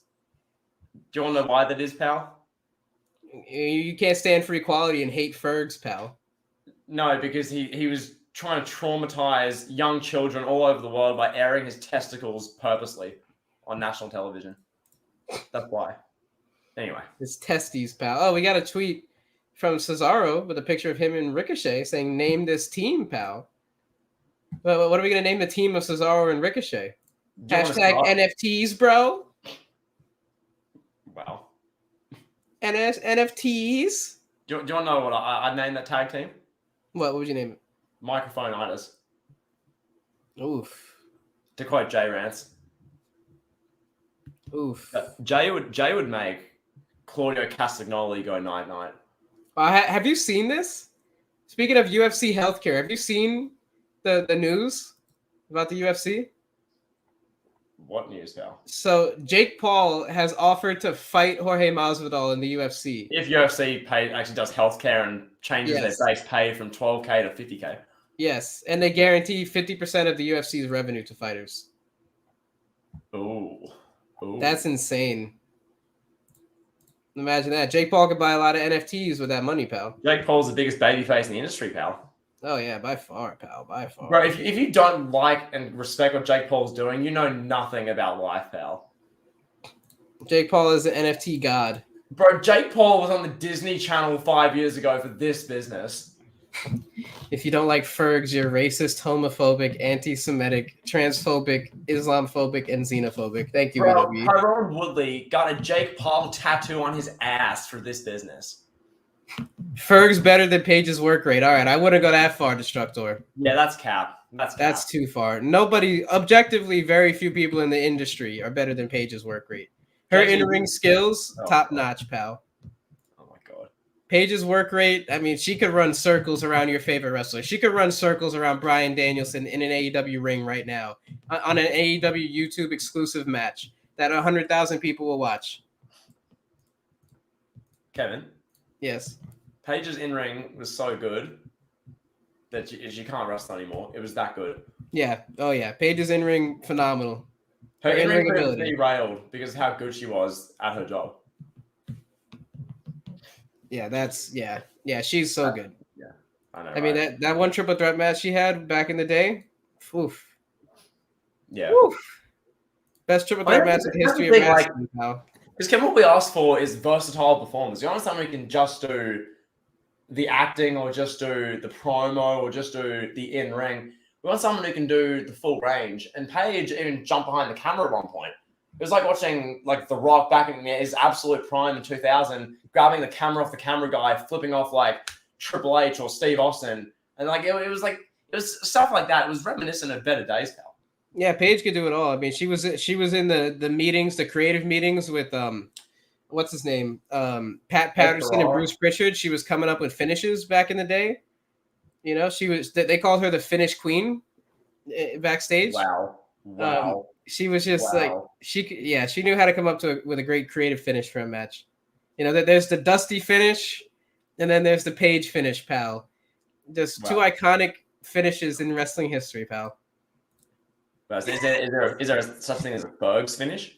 I don't know. You tell me. I mean, you've been attacked by the nation of Ferg's fans. Yeah. So do you know anything about what the Ferg's fans do with Ferg? Usually it involves tributes to Fergs, which result in cleanup. That's usually what it results in. No? No? Okay. I just processed what you said. Yeah, it results in literally how Fergs fans go about the Fergs finish is legit just a tribute to him. Cleanup. Oh, Paige versus Mandy Leon. Now that would be a match I would watch on pay-per-view, pal. If Ring of Honor brought in Paige to wrestle Mandy Leon, that would be one of the most phenomenal matches, pal. Quick question. I've got a moral debate. Everyone in chat can contribute here as well. So Kevin, if that match right there, can you just run me through? Was that Paige versus Mandy Leon in an extreme work rate match there, John? If you had to pay for that, but the one condition was you had to buy Girl on Cinema's OnlyFans to see it, would you buy the OnlyFans? God. Would you? To see Paige versus Mandy Leon? How long do I have to subscribe to your OnlyFans for, though? Oh. You have to have 6 months worth of Girl on Cinema's OnlyFans. Oh, Jesus Christ. Ugh. And you have to tell your wife you're doing it as well. How much is her OnlyFans? Let's say it's like, I don't know. I don't even know, but I don't know about that one. I mean, yeah, I guess to watch Paige versus Mandy Leon in an extreme work rate match, it might be worth the price of admission. See, maybe that's why Alberto Del Rio is teasing that he'll leak to the world. Oh maybe. God, imagine, triple threat match: Alberto Del Rio versus Mandy Leon versus Paige, pal. No one wants to see Paige versus Alberto Del Rio versus Ricardo Rodriguez. No one wants to see that. Bro, Ricardo Rodriguez got racially abused by 3MB at TLC 2012 in the Barclays Center on Miz TV. Paige versus Johnny Sins, pal. Would you watch that on pay-per-view? Johnny Sins is overexposed. He's been in too many videos. That's Johnny's problem. Like, I don't know. Like, it's just... That's the thing. Like, he's critical analysis on the porn industry. You get it all here, pal. He's an internet legend, obviously, memes for days and all, and he's done every profession under the sun. Has Johnny Sins tried, painting himself in demon paint, dressing up as Fergs, and doing a scene? That would be good. Johnny Sins as Fergs, a little cosplay.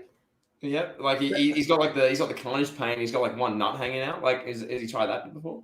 Maybe he could. Oh, Jesus Christ! Look at this. Oh man, what a comment from Brian. Wow. Oh my God. What? Did you see what Brian said On where? on YouTube? Night. No. So about our guy Tony Khan, pal. Oh, it hasn't come through yet. That's weird. I want to live react. Do not tell me. Yeah, I'm not reading that. No Do shot. not tell me what was sent. No shot. Give me a live reaction. So let me ask a question to the chat. What was I going to ask? How much money do you think Xavier Woods has turned down from porn companies? 7 figures. Give me a number. Give me a number and how much money Xavier Woods has been offered. $1.5 million. You think for one video? They're like, hey, you got here. We just need you for one video. You and Paige, $1.5 million. For one, well, I don't know the CPM in that industry. I'm not across that. To be fair. Okay, go to the live chat. Then you'll be able to see it. You'll be able to see what Brian said. Are you on top chat right now? I am, yeah. All right, go to live chat. Switch to live chat, and then you'll see it. Oh my god. It's above Destructor saying Tyrone Ruley out of the black community. Doyen Roman Reigns NFTs. Jay Rance loves Brian Danielson. 2 bald guys. Fergs loves the LGBT community. It's further down than that. It's further down. It's like one of the most recent comments. All I've seen from here is Night. Like what, bro? Do you see JB Band saying we need Paige versus Johnny Sins? Yes. All right, now scroll down. Like it's one comment below that.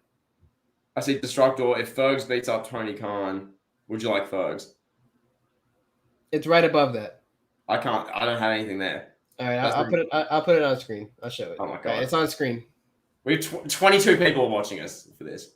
Yes. All right, do you see it?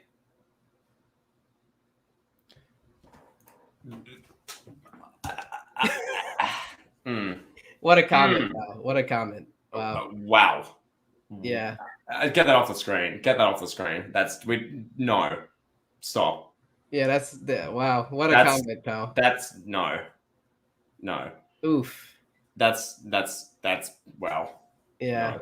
We have to remove that's made me uncomfortable. That has made me uncomfortable. I have to remove that one. I removed it. Don't worry. No wonder I couldn't see it because wow. Oh my god. Yeah. That's killed the vibes. Anyway, in other news, day one's about to start, pal. Are you excited? Oh yeah, I can't wait. This is the 4.5 hour pay-per-view you told your wife about. Brandy Rose was offered a multi-million-dollar contract by the adult industry. That is great. Yeah. And she probably got offered just to do solo videos too. Mandy declined that to literally do what? Be NXT champion there, John. Legit. Oh my god. Wow. Well, here we are, pal. I think we're just about done here, I think. Yeah, 2 hours later. Yep. We had a hell of a stream. #FergsBeta. Don't forget it. Yep. Row Mickey in the mud. Yep. Thanks, guys, for tuning in. Hopefully, you guys enjoyed a bit of an interesting live stream. I thought we had some good rants in here. I remember it feels like hours ago yelling about Matt Hardy nearly dying of CTE, and AEW fans on Twitter saying I was in the wrong for that. Obviously, Tony Khan, Xavier Woods, Paige, nuts. I mean, you name it. We covered it here on Elite Heat. Madcap Moss dropping a barbell on his neck. All of it. What a good stuff. What a good live stream, pal. I can't wait for you to be live tweeting about WWE Day 1 and people to be flooding your replies with Fergs Beta. I'm gonna try that. So yeah, everyone, cheap plug. Go to my Twitter at JTMYT. We'll get that one sorted now. So I'm gonna tweet out something to the effect of who's excited for day one tonight. I'll tweet that out in about a minute or so from now.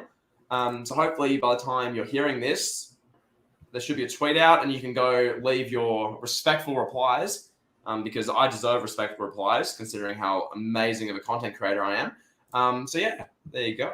I mean, you carried the YWC in the middle of the pandemic, pal. Oh god, yeah, bro. I made What If the Elitists took over WWE in 2020. In the heart of a global pandemic, I showed respect to the community, gave them a video, and I get this.